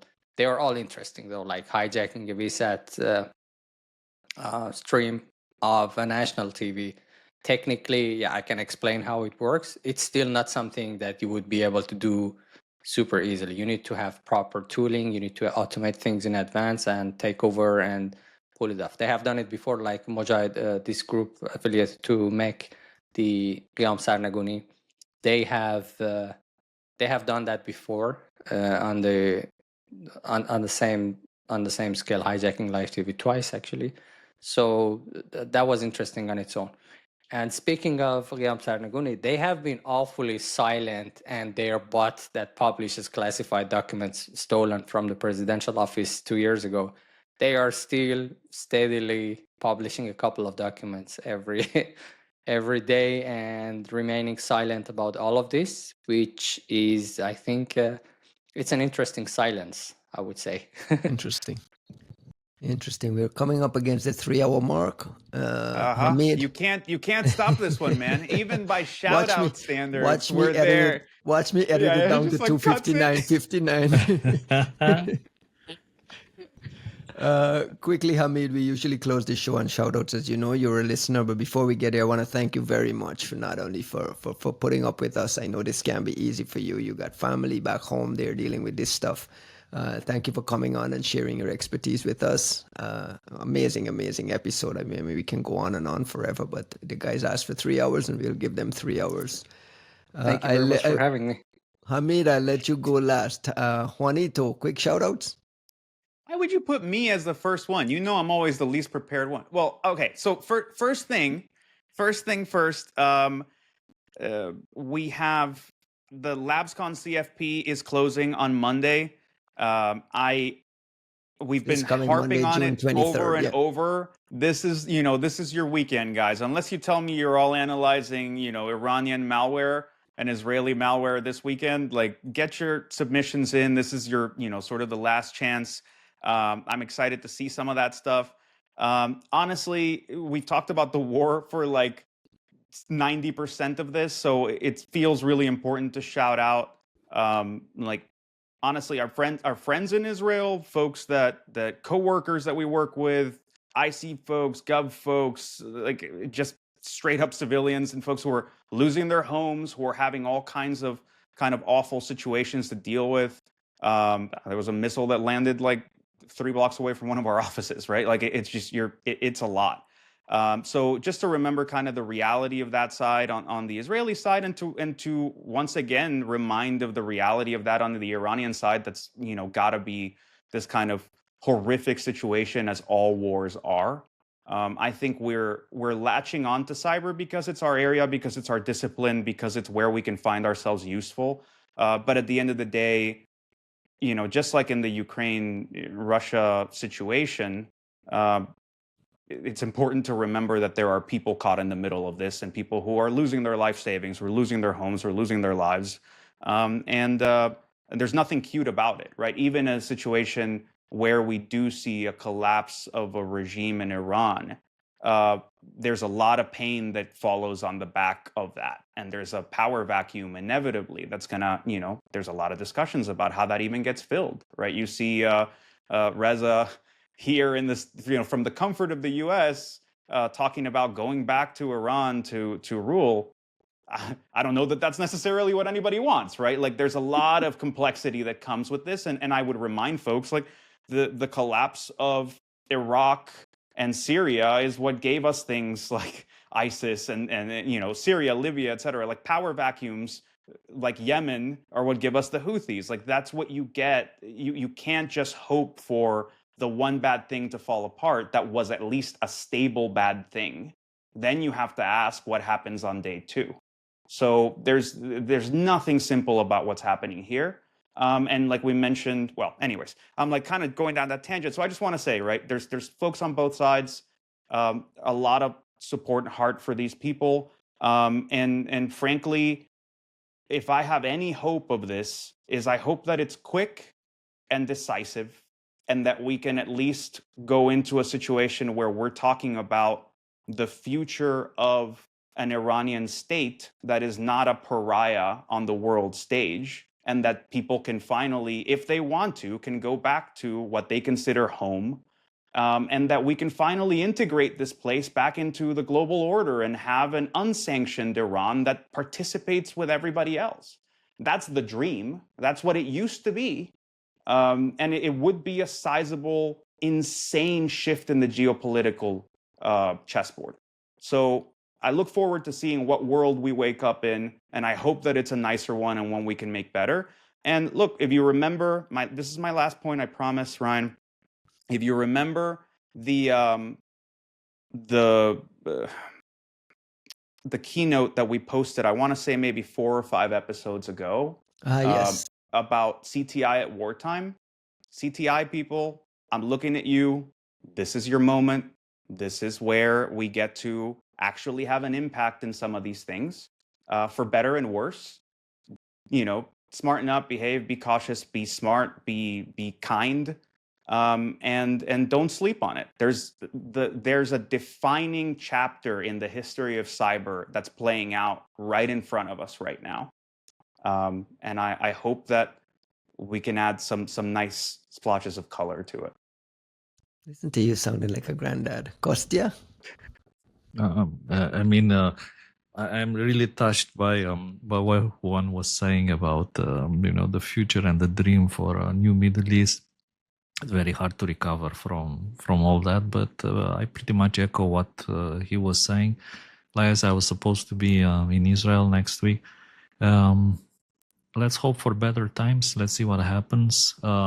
Still shoutouts to the people who published some interesting stuff on VirusTotal related to this conflict, and Florian Roth, who spotted this wiper, and Tom Hagel, who found 3 more components uploaded by the same submitter ID, which leads to some very interesting capabilities. I don't know.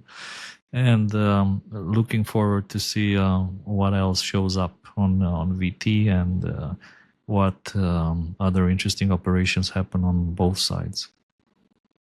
Hamid, you get the last word. How do you see this shaping up, let's say, over the next month? Well, I can only hope that it will de-escalate, but the way the fuckers in charge are playing it out, it only seems to be getting worse, unless some miracle happens on the US side or on the Iranian side, that they would come to their senses and realize that faking missile convoys with AI and publishing it on social media at the time of war is not doing anyone any good, and it only gets more people killed. And as of today, as I was following the news, over 600 people were dead, unfortunately, as part of this, like close to 300 of them civilians. That's the ugly face of war that nobody likes and nobody can hide. And like the night that it started, actually, one of the very first buildings that was hit with these drones to take out one of the scientists was a building that I had eyes on in my bedroom in Tehran when I was living there. That was like a couple of 100 meters away. So it's a very like close thing to think that, okay, like I'm not there anymore. I have moved my family from that city, but this is how it feels actually when it hits close. Even when you're not involved, which are most of the people, most of the Iranians that are just surviving life. They try to live their life and they don't give a shit about politics. They don't give a fuck about religion. They don't give a damn about how relations of two countries are, what Israel wants, what US wants, what Iran wants, what the fuck nuclear weapon is useful for. They just want to live their lives. Yet we are here in the middle of this. The whole country of 80 million was dragged into this because some idiots are too much full of themselves and they still live in a delusional world that their non-existent capabilities are still going to deter like two of the biggest superpowers in terms of military capability in the world. But shout out to I think the most the nicest thing I have seen during all of these days of following war news was the hospitality of the Iranians that I have seen and known back home. Shout out to all of those, especially that during this time of the war, I have seen a lot of people opening their houses, opening their hotels, their like Airbnb, whatever they used to make money out of. They have now openly started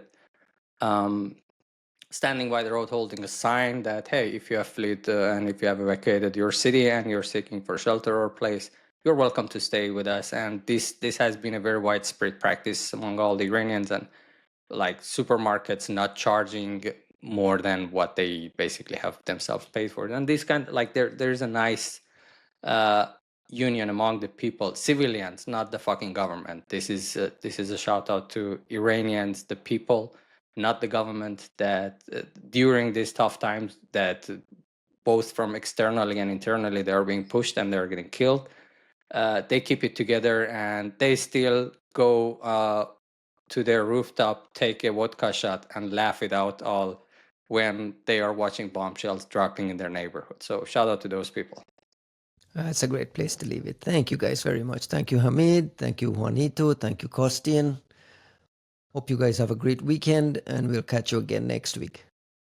And you're muted, so that's perfect. What were you going to say? Don't you dare. You're forgetting your own shout out about the show, the upcoming live show. I was leaving that we to have a you, big man. announcement. We have a Come big on. announcement, but I didn't want to leave it here in the 3-hour mark that nobody's going to listen to. So we're going to leave it for next Everyone's week. going to listen. Everyone. We're going to leave it for next week. I'll tease it by saying that the three buddies will be live and in person for the first time doing an episode of this at Countermeasures Conference in Canada in November. So you can go Google Countermeasures and figure out the date. But if you want to come hang out with us, we're going to be at Countermeasures in Canada. We'll have some codes to share later on. Costin, you're doing a training there, correct? Yeah, I'm doing iOS forensics training, so showing people how to look for spyware, APT attacks, traces Is this a new class? Mysterious things. It's something that's never been shown before in full. I need to sneak into this. We did like class. only a small fraction of that last year, but this is gonna be like a brand new training on iOS forensic, combining everything, including private tools that we developed. Hamid also helped test some of those tools, so it'll be very interesting, I hope.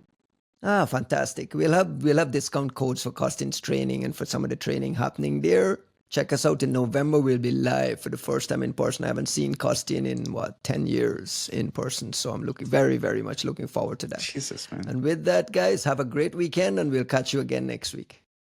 We did it.